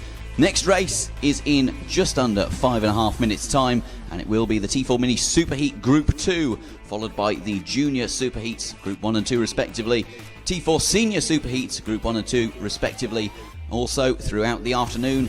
And then after the T4 Senior 165 Superheat, it will be lunchtime for us, and we will all refuel ahead of the finals, which, if today's racing is anything to go by, is set to be absolutely spectacular. I've been given my set of notes here for the T4 Senior starting grids and T4 Senior 165, so muchas gracias to all the folks here at the International Cartodromo Lucas Guerrero, here just outside of sunny Valencia, where the heat is high, the stakes are higher, and everything is about to get a whole lot more interesting as the afternoon goes on. So do make sure to stick with us if you're watching along on the live stream. Make sure to have it on in the background and make sure to take note of what time your favourite classes are going to be racing so that you can be there to cheer them on and observe the action with us, with both myself and Chris and all of us who are here at the Cartodromo Internacional Lucas Guerrero just outside of Chiva. Only 30 kilometres as the crow flies to Valencia city centre, and only roughly 10 kilometres or 10 miles, I think it's 10 miles, to the circuit Ricardo Tormo, which is not too far away. And I believe that Chris, who I mentioned, is down in the pre-grid area. Chris, what can you tell us about this mini grid that we are about to watch race? Well, I can say that was a fantastic, I guess, teaser as to what could be an amazing final, right? Move from Mika Leon Schweers round the outside into that chicane over there. Superb stuff, absolutely superb stuff. So congratulations to them. Now I want to try and speak to some people I have not spoke to. We'll certainly be speaking to a lot of these guys before the final. I think we've spoken to these guys before, so we're going to move down. We've spoke to Kik. I don't think we've spoken to our South African driver over here. I don't think we've spoke to you before. Hello. How's it going so far this weekend? It was pretty bad in qualifying, but I made my way back to fun. It was fun. Seemed like you're enjoying yourself.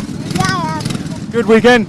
Yeah, it's been pretty fun. Excited for the race now? I really am, yeah. Good. Thank you. Waiting for me there to fire it up. Thanks a lot for that. I'm going to come and sit over. Thank you. You can just. I tell you what. So the fans. I'm going to come round here. That is a hell of an idea. Oh, hello. How are you doing? Good, you? What's your name, sorry? Craig Malone. Ah, yes. You had to come in. Did you have to come into the pits at one point yesterday? Yeah, my fuel cap. Ah, that's what it was. Yeah, could have been worse. But otherwise, it's been a really good weekend, no? Yeah. And that's not bad. Got a fan on you? Yeah, nice. Oh, very good. I'd ask to take it up to the commentary box. Feel free to come up to commentary and bring it with you. Yeah. You enjoying it? Yeah, very good. Well, good luck for the weekend. Thank you. I think we spoke to that young driver yesterday. I'm not sure we spoke to this driver here, Martin Gomez. Hello there. Are you having a good weekend?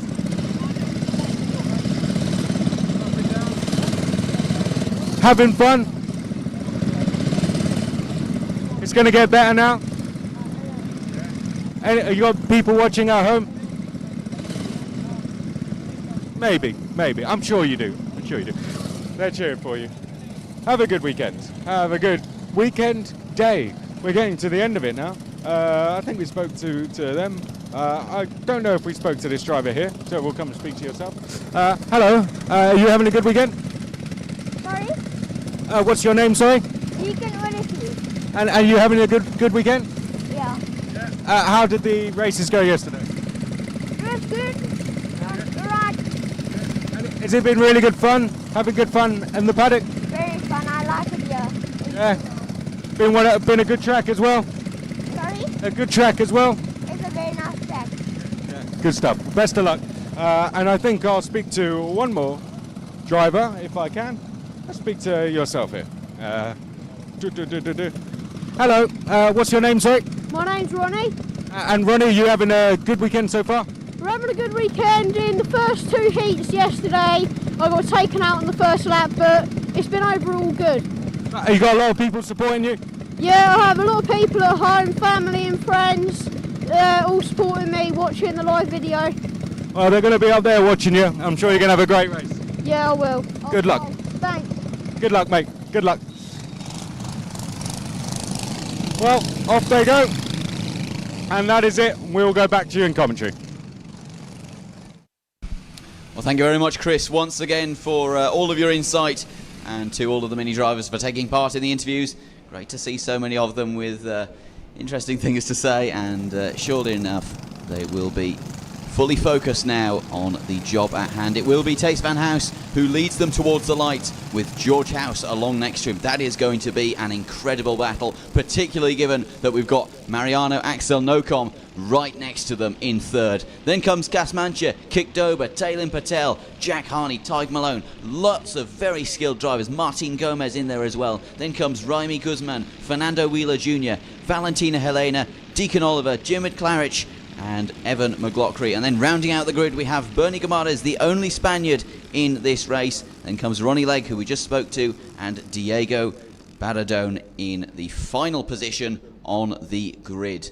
As they round their way through the final sector, all very well behaved, you have to say, getting into their formation nice and early with, you could say, more than a sector to go. That's fantastic behaviour given what we saw from the Minis yesterday with their freestyle attempts at starting races. Obviously they've learned their lessons, as we see.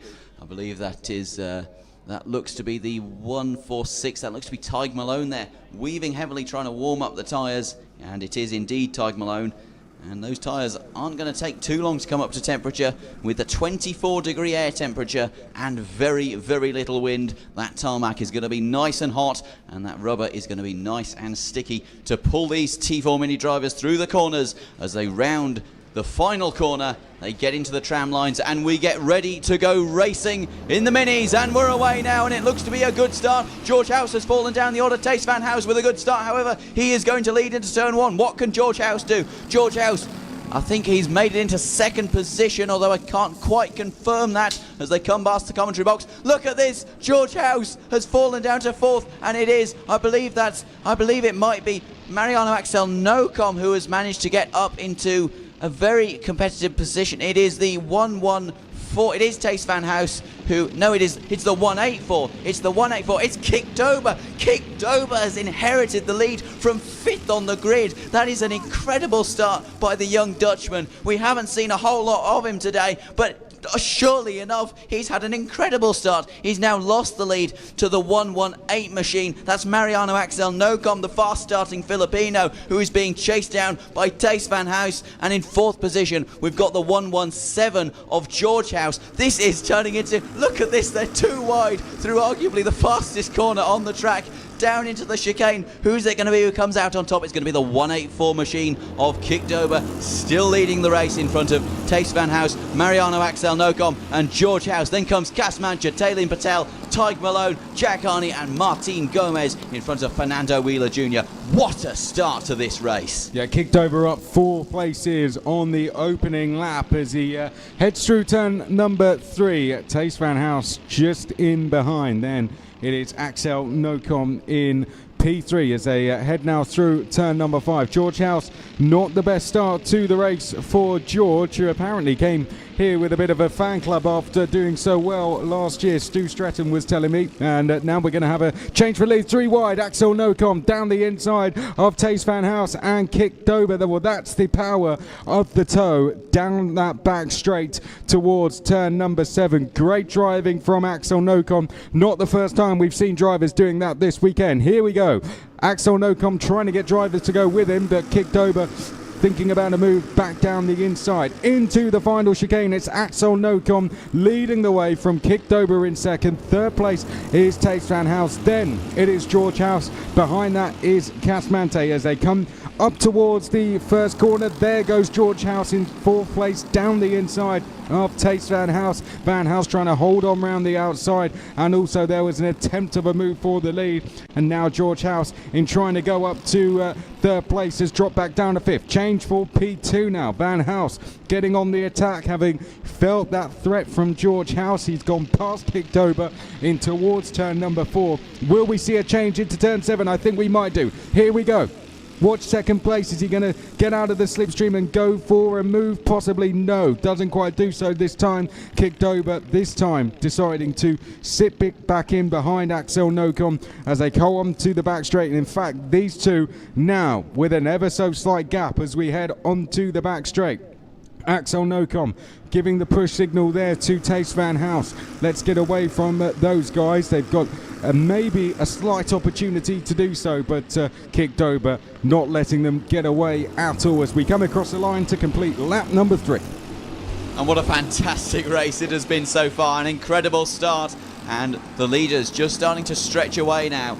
Mariano Axel Nocom still leads the way. Tace Van House in second position, starting to stretch out a gap about half a second to his fellow Dutchman in third position. Tace Van House also setting the fastest lap at 1:06.5. That's a very competitive lap time given what we're seeing. The track beginning to heat up, and those tyres serving well, provided courtesy of Maxxis, and they are performing fantastically well in the Spanish sunshine. As long as the pressures are good, as long as they're set up correctly, they can produce some serious lap times. These minis lapping this circuit about a second faster last year than a Rotax Minimax kart. It was absolutely incredible to see, and as they come onto the back straight, they're going to be topping out. Now a slightly stronger headwind down the back straight than there was this morning. The wind beginning to pick up, so that is going to increase the effectiveness of slipstreaming, and as they come down now onto the start-finish straight, a lovely tailwind pushing them all along. It is still Mariano Axel Nocom from Tace Van House,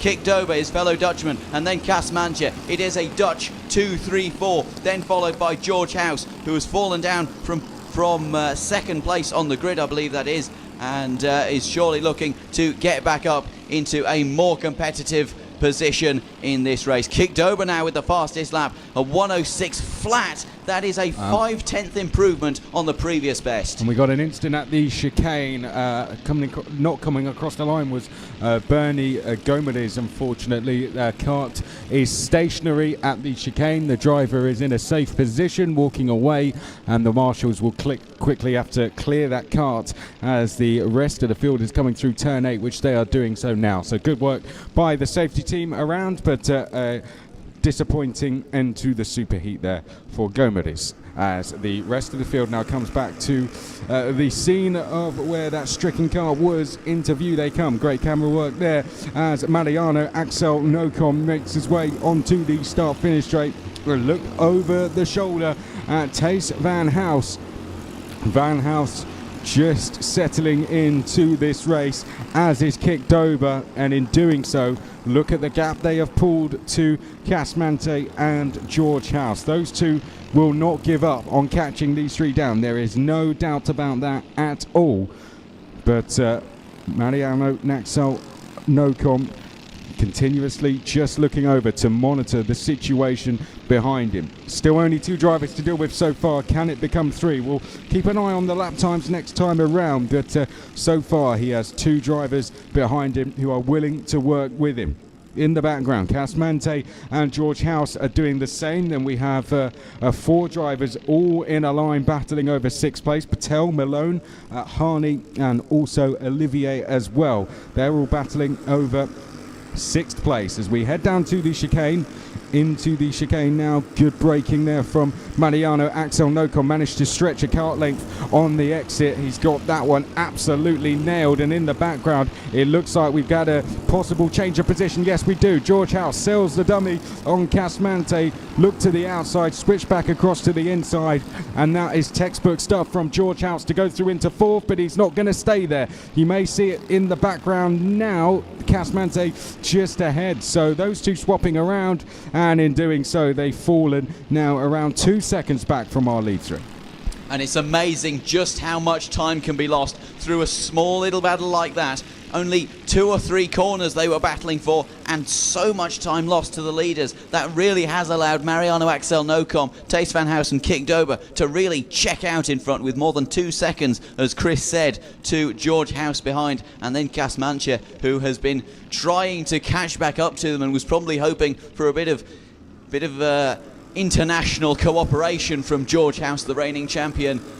But nevertheless, that hasn't happened, and so it is just a fight to the finish now, it seems, between House and Cas Manche.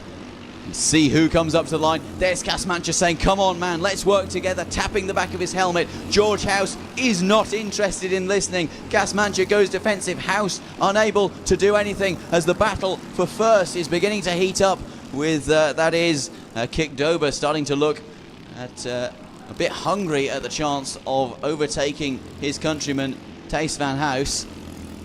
But nevertheless, nothing can be made of it just yet. And I wouldn't be at all surprised if it's this time next lap that we begin to see some serious moves being contemplated by the Dutch contingent of Kik Dober and Thijs van Huis at the front.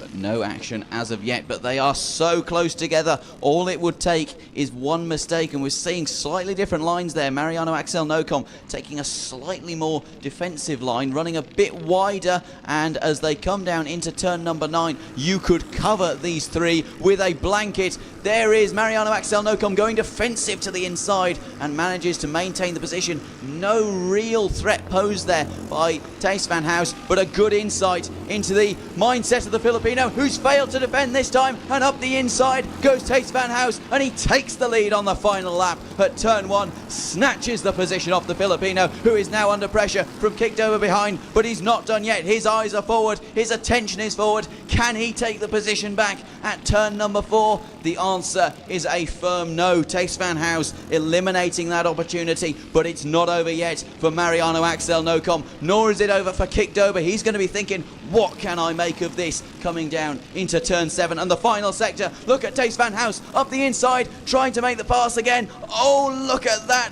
Oh my goodness me, this is absolutely fantastic racing. Mariano Axel Nocom retakes the lead, and look what I said about Kik Dober. For once I was right in commentating. Kik Dober takes the lead, but only just in front of Thijs van Huis as they flow through the final sector, down into the final chicane. Is there going to be any moves of heroics? No, there is not, and it looks like it's going to be Kik Dober who will win the T4 Mini Group 2 Superheat, and look at how much it means to him. He is absolutely beside himself, and the young Dutch driver who has kept himself to himself, he's kept his head down and his eyes forward all race, allows a burst of emotion as he comes across the line and is absolutely ecstatic with that victory.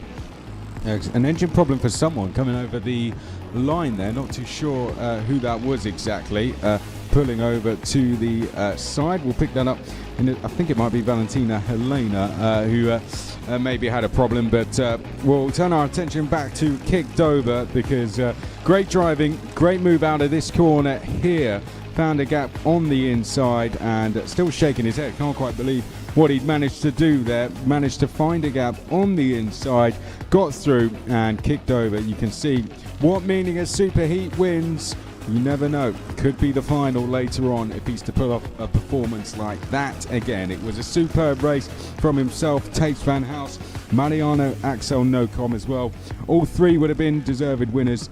In the end, it was Kik Dober. And Tag Malone as well, we spoke to him on the grid, well done. He came up to 4th place at the end, passing Cas Manta and George House as well. So well done to Tag Malone, recovering well after the missing fuel cap he had yesterday.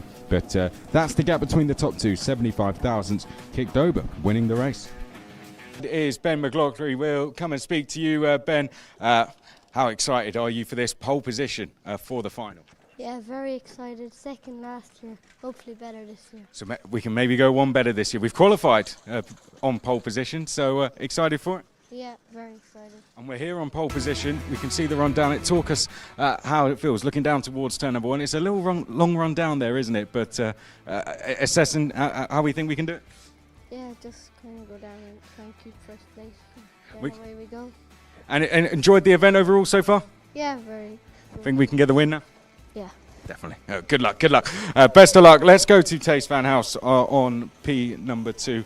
I'm going to let him have a word with his mechanic first of all, and then I'm going to jump in. I think I'm okay to jump in now. Okay. Thijs van Huis, fantastic racing all weekend. Well done for what you've done up until this point.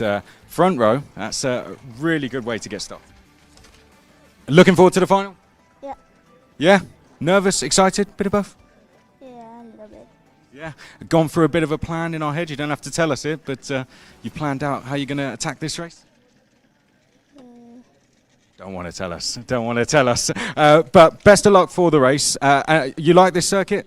Yeah. I should think so. On the front row for it. Yeah. Bit of nerves, bit of excitement, but I wouldn't expect anything less. Leo Livings is down here on row number 2. Let's let him jump in his car, and then we'll go and jump over. Leo, inside of row 2, some would say that's probably the best place to start. You're on the inside, get the run down there on Ben as well. You're in a really good position here. Yeah, really good. Excited for this now? Yeah, definitely. We're going for the win? Definitely, I'm going to get in the win for sure. You're going to do it for your country? Yes, definitely.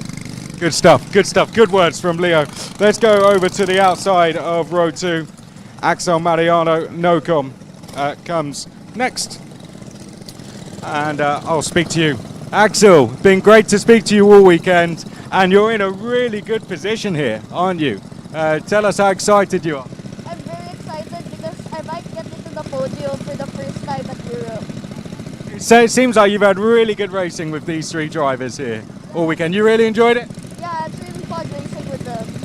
Good stuff. Well, best of luck for the final. Thank you very much for speaking. Thank you. Best of luck. We'll let some final words of encouragement come in. How long have we got? I think I'm being told we're going to call it. So there we can see all the drivers lined up on the grid.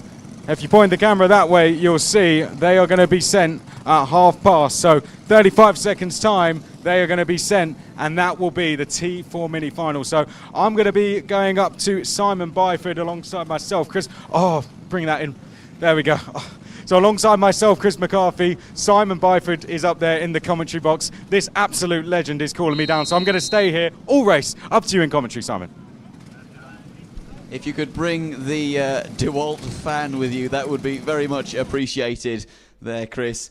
But welcome along, everyone, at the track and on the live stream to this, the creme de la creme. It is the T4 Mini Final. The top 36 drivers in the mini category of this weekend are all lined up on the grid. They are ready and waiting to be sent on their way for what will be a fantastic 12-lap final around this 1,495 metre long Cartodromo Internacional Lucas Guerrero here just outside of Valencia, playing host to the T4 Nations Cup for the 2nd year running.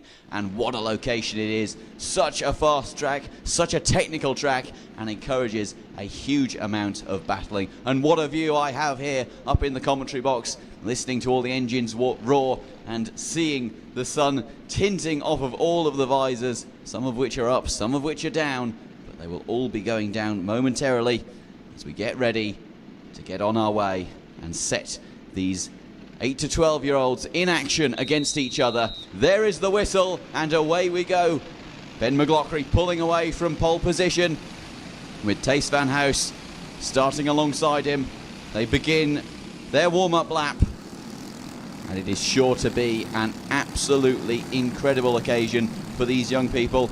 Many of them racing for the first time at the T4 Nations Cup, many of them their first taste of international competition. And it will be an incredible learning experience for all of them involved. Be they winners or losers, they will all come away with a huge amount of knowledge from this weekend, and that is the most important thing, the knowledge and the memories. We're all here to have fun. That is the nature of the T4 Nations Cup, and fun is what we shall have. Let's take you through the running order. So it will be Ben McLaughlin on pole in front of Tace Van House and Leo Livings. Mariano Axel Nocom starts in 4th in front of George House. Miko Leon Schwers starts in front of Luke Millwood, and Kik Dober in front of Kas Mancha, Jindra Svoboda, Jaromir Arkhipov. Oh no. Thomas Harper. Oh, Problem. disaster. That's Axel Mariano Nocom. Axel Mariano Nocom has stopped at turn 8, and he's not the only one. 4 drivers have stopped over there. Just going to see who's not coming through the sectors. The number 147 has stopped. I think Ronnie Legg has stopped as well, and also Diego, the number 188 kart as well, so Diego Baradone. So 4 karts have stopped. I wouldn't be surprised if they're sent back round here one more time, because we have 4 karts being currently cleared up down at turn number 8. There you can see it on the live pictures. What a shame. Axel Mariano Nocom was within no doubt a contender for the podium here. The The drivers are being sent round to the final corner now. It looks like the track is clear. We may get going at the first time of going. If we do, to the left of screen will be Ben McLaughlin, to the right will be Tace Van House, and we are, in fact, we are going to go around one more time. No surprise there, Simon. The track still being cleared up at turn 8, but what a shame for those 4 drivers. And we saw something similar last year. We saw a number of drivers, in fact Amelie Ackett, who's racing in juniors, was one of them, where a number of karts just stalled from going so slowly on the formation lap, and ultimately the race was red flagged and all the drivers were given an opportunity to start the race. Now I'm not sure if that's the decision that's going to be made by race control. They will make that decision in due course, but as we say, 4 karts, we believe it is, 3 or 4 karts, I think it's 4, have stopped on the formation lap between turns 7 and 8, and a disastrous start for the T4 Mini final, with many of them going to be hoping to get a chance to race, many of them having put a lot of effort in to get this far. Mariano Axel Nocom, most notably, supposed to be starting in 4th this race, and unfortunately stopping on the formation lap. A bitterly disappointing turn of events for the young Filipino, who has shown such incredible pace all weekend long. But I do believe that we are going to go racing this time round, providing everyone is in the tram lines and in their correct positions, Chris. Yep, hopefully it's a clean start this time. We have the track now clear, albeit 4 karts down. And once again, a real shame how quickly things can change in a weekend. But I hope all 4 of those drivers are back to fight again next year. For now, though, we have to decide a winner this year, and we still have 32 drivers out there to fight for the title. Ben McLaughlin will be to the left of screen, to the right will be Tace Van House. We are go for the 2023 T4 Mini Final, down towards the first 2 corners, and it's going to be McLaughlin leading from Leo Livings, who goes straight into 2nd place, using that 3rd position and inside row to get himself into 2nd. He takes George House with him up to P3, going into 4th place there. I think might have been Luke Millward. Looks to have made a good start to the race as well, as they make their way out of turn number 5 now and make the run through 6 and up to 7. Are we going to see drivers working together straight away, or is there going to be more action on this first lap? It's been a great start from the Irishman out front, leading away Leo Livings. George House right there, reigning champion, in 3rd place, and then we've got them queuing up behind. Tace Van House is the driver in 4th place, so he didn't drop too far back. He's still got a great chance at this as they come down towards the final corner, and we get ready to complete the first of 12 laps in this T4 Mini Final. It all comes down to this race, winner takes all, and across the line at the end of the first lap is Ben McLaughlin. And Miko Leon Schwer's under investigation, the 177 machine. That's a very unfortunate start to his final here in Valencia in his first Nations Cup appearance. As the leaders file their way through turn 3, it is turning into a 5-kart pack for the lead, and there is a significant gap between the leading 5, and it is more than a second, in fact, already, having only completed 1 lap in anger. The gap between 5th and 6th already more than a second. This just goes to show how close this racing is. It's absolutely incredible, Chris. Yep, there's still a long way to go, though, isn't there? As they come out of turn 8, it can change very quickly, but those gaps can also extend. But those gaps can extend very quickly. I did see a stricken car and got slightly called out. Thought we may have had someone else in trouble, but everyone else still going round okay. One has dropped off the back, so there may have been one driver hitting a couple of problems early in this race, which may have been Petra Mila Slavlovic, who's had a bit of a rough weekend. But other than that, we're all going round okay, and it's still Ben McLaughlin leading from Leo Livings in 2nd, George House in 3rd place. These 3 now have a gap over Tace Van House, who's under pressure for P4. Get ready to the left of screen. You're going to see that action going on there. Battle going on for 4th. Change going on for 4th in the back of screen. That's Svoboda taking 4th place away from Tace Van House. It's as you were in the top 3, but we have a new driver now in 4th place. Svoboda takes 4th away from Tace Van House as the top 3 coming towards turn number 7. And we have to be wary, Simon, of that battle for sixth as well, which is being led by Luke Millward in the red race suit. He's trying to lead that pack up to the battle for fourth place. No doubt about what the leaders are doing. They're working together to break clear, and the top two threatening to break clear of George House. And this is a great opportunity to see where all the different groups of minis come together, where they slot in pace-wise. And you have to say, George House has discovered his pace in this final, having had a performance that wasn't representative of his pace last year. He has managed to climb his way up to P3 and is still in contention for the victory, as we see a move there from the 177 machine. That is Miko Leon Schwerz up the inside of, I believe that was kicked over, or Luke Millward perhaps, as Ben McLaughlin sets the fastest lap, a 106.4, which is about a tenth quicker than the best lap of Leo Livings behind him, and trying to stretch out his gap. This leading group of three really pushing with each other, using the slipstream, using the bump drop to try and break away, and break away they have. The gap 1.4 seconds, in fact almost 1.5 seconds between George House in third and Jindra Svoboda in fourth. Onto the back straight. Here come the top three now into view. George House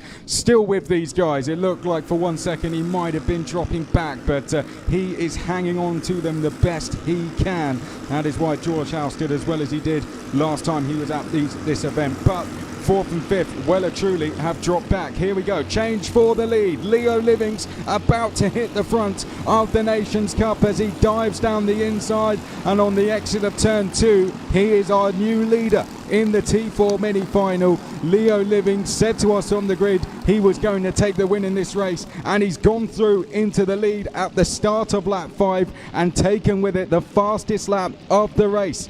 Ben McLaughlin in second, George House in third. It's then 2 seconds back to the chasing duo of Svoboda and Tace Van House, who are being caught by Schwerz, who's now come up into P6. Has been very, very quick this weekend. May not have had the best of luck, but the German is P6 ahead of Luke Millward. Kickdober is in that queue as well, who's had some really good heats. So some big protagonists in that group as well. If they can catch these guys, it could turn into some battle, but these guys want to keep it just a three-way battle at maximum, and Leo Livings leads us onto lap 6. He does, and George House falling away slightly, and then we've got that two-kart battle of Jindra Svoboda and Tace Van House. Tace Van House, you could say, not representative of his pace in the previous heats, but I'm sure he has more in his locker that he's waiting to deploy once he dispatches Jindra Svoboda towards the end of this race. That is going to be his attempt anyway. Jindra Svoboda, having raced here last year, he took the T4 Mini title on the track at least. Now that wasn't seen in the final classifications as George House won it, but Jindra Svoboda this time last year won it on the track. And look at this, a move for the lead there. Keith McLaughlin up the inside of Leo Livings, and a fantastic move there to retake the lead by the young Irishman. Fantastic stuff there from Ben McLaughlin, the man from just outside of Waterford, retaking the lead on lap 5 of 12 here, and that does demote Leo Livings down into second position and creates a British 2-3 once again. Yep, good move that from the 173 of Ben McLaughlin down the inside at turn 7. So the Irishman hits the front once more. We are officially halfway through this T4 mini final. The top 10 is as so. It's Ben McLaughlin leading from Leo Livings and George House. Those are the top 3, and look like the only 3, unless they all take each other out, that can win this race. The gap just seems far too big to the chasing pack. It's 2.6 seconds back to Svoboda and Tace Van House. Then it is Schwerz in 6th place. He is just over a second back from the battle for P4. He has Kickdober just behind, along with Harney Millward. That rounds out the top 9. Thomas Harper rounds out the top 10. Here are the top 3 that we've been talking about that are going to be battling for this race win. Halfway through the race, 2 of them have shared the lead. What about George House? Are we going to see him fight through and potentially lead this race as we come on to the run now down to turn number 10? Onto the brakes we go. Good braking there from Ben McLaughlin. You can see really pushing the car, and he's rewarded for it on the exit. Gets a little bit of a gap. George House now closing right in. This is certainly the closest he's been to these two. Is he now going to make a move on this lap, possibly into turn 4. That's turn 2. This is now turn number 3. Through the left hand into the right-hander. What about into turn 4 here? Doesn't quite go down the inside. George House, fastest driver on the circuit, is now the time for him to take second place. Well, it's a matter of strategy at this stage, but it is a strategy that will have to be finalised in a few moments' time, as we see Leo Livings still chasing down Ben McLaughlin, almost looking at a move there coming into turn number 7, but not able to make it work, and George House is just sitting happily behind, thinking, I can make something of this if these two go squabbling too much. We did see it before in the final heat this morning, where Ben McLaughlin led for practically the entire race and then was just pipped at the post. I'm sure he is anxious not to have a situation like that happen again, as we look back to the battle that is headed up by Jindra Svoboda and consists of Svoboda, Schwers, Dober, Carney and Millward. And a cracking battle it's turning into as well, as Ben McLaughlin still leads the way from Leo Livings and George House. Both of these drivers have shown very good form recently. Ben McLaughlin fast all weekend. Leo Livings, he won the first heat yesterday morning, and since then he's had modest performances, nothing record-breaking, but it is the final that counts. And then George House needs no introduction, having been quick here all of last year and now in the running to defend his title as the T4 Mini champion. I tell you what, Jack Harney on an absolute charge in P6, one of the other Irish drivers out there, up 10 places now in this race, and he's staring at a possible 4th place finish, and that could get better if anything is to happen to these three. I can see out the window he's right on the back of P5 Svoboda, heading down the run towards turn number 10. He might even be by now and into 5th place. Let's see them actually across the line they go. No, Jack Harney still in P6 for now, but he's up 10 places in this race so far. Sebastian Venkov, the South African, up 6 places to P14, and we have Campus up 8 places to 17th. Bernie Gomez, who spoke to us on the grid before one of the heats earlier and said he was going to make 15 places, is up 11 places to 23rd. So plenty of hard charges out there whilst these guys follow each other around until the last lap. That last lap is fastly approaching. This is lap number 10 of 12. So last lap on the way shortly. Jack Harney, can he get that 4th place? Because the way he's going, I'd say he certainly deserves a couple more. He's absolutely flying. And with a 2/10 gap to Jindra Svoboda, it only takes one mistake from Svoboda to close that gap up, and then it only takes one opportunity to get past the young Czech driver, who has shown decent pace all weekend, and also decent pace this time last year, as we mentioned, as they come across the line. This is the penultimate lap. This is the second to last lap. Next time round will be the last opportunity for any of these drivers to make moves, and it is still Ben McLaughlin who is in control of this race. His eyes are forward, his mind is focused on the corner in front rather than the cart behind, but Leo Livings having a look round the outside and making an attempt almost through turn 5, but not able to make anything of it through the fast sweeper of 6. Coming down into turn 7, is Livings going to go for a move? He's up the inside of McLaughlin, and he takes McLaughlin through turn 7. McLaughlin isn't done, and he retakes the position, but surely Leo Livings is going to have the cutback. No! Fantastic exit from turn number 8 for Ben McLaughlin there, defending his lead, having lost it momentarily. He says, no thank you, I want to win this. It's my track, it's my race, and it will be my T4 Nations Cup title. As they come round to start the final lap, you can see that Leo Livings means business. George House is thinking, I can still win this. Ben McLaughlin goes defensive to the inside and is just about able to cover off Leo Livings, who was looking at making a move, wasn't able to make good of it. As they round their way through turn number 3, George House is right on the back of Leo Livings, and this could turn into a significant battle for second place. If Leo Livings makes any mistakes, it is going to be George House, who is right there, ready to pounce. But look at this, look at how tight it is between McLaughlin and Livings, and I'm seeing a red flag being waved. There is a red flag being waved outside of the commentary box, and Yes, the session has been, now that is very interesting, the session has been red flagged on the last lap. Yeah, we have a driver in discomfort at the chicane, unfortunately. A car has stopped there. There is a driver being attended to. I don't know who that is, and I wouldn't like to guess either. But until we have any more information on that, we won't bring you anything to it. The driver, I can see out the window, is now on their feet, and the marshals are and medical team are around the driver. The driver is standing up and being attended to, but that means the race will be red flagged. It has been stopped. The result will go back one lap, and that will be the final result, as we are at 75% distance. So not the end to the race we would have wanted, but the most important thing is all the drivers get back in one piece, and the medical team are out there attending to the driver that has found themselves in some discomfort at the final chicane. We don't have any information on who the driver is just yet, and until we get confirmation, we wouldn't like to hazard a guess either. So we'll bring you more information as it comes our way. But for now, the race has been red flagged, and that is the end of the T4 Mini final, Simon. And the winning position has been given to Leo Livings, in spite of the fact that it was Ben McLaughlin who was leading at the time of the red flag.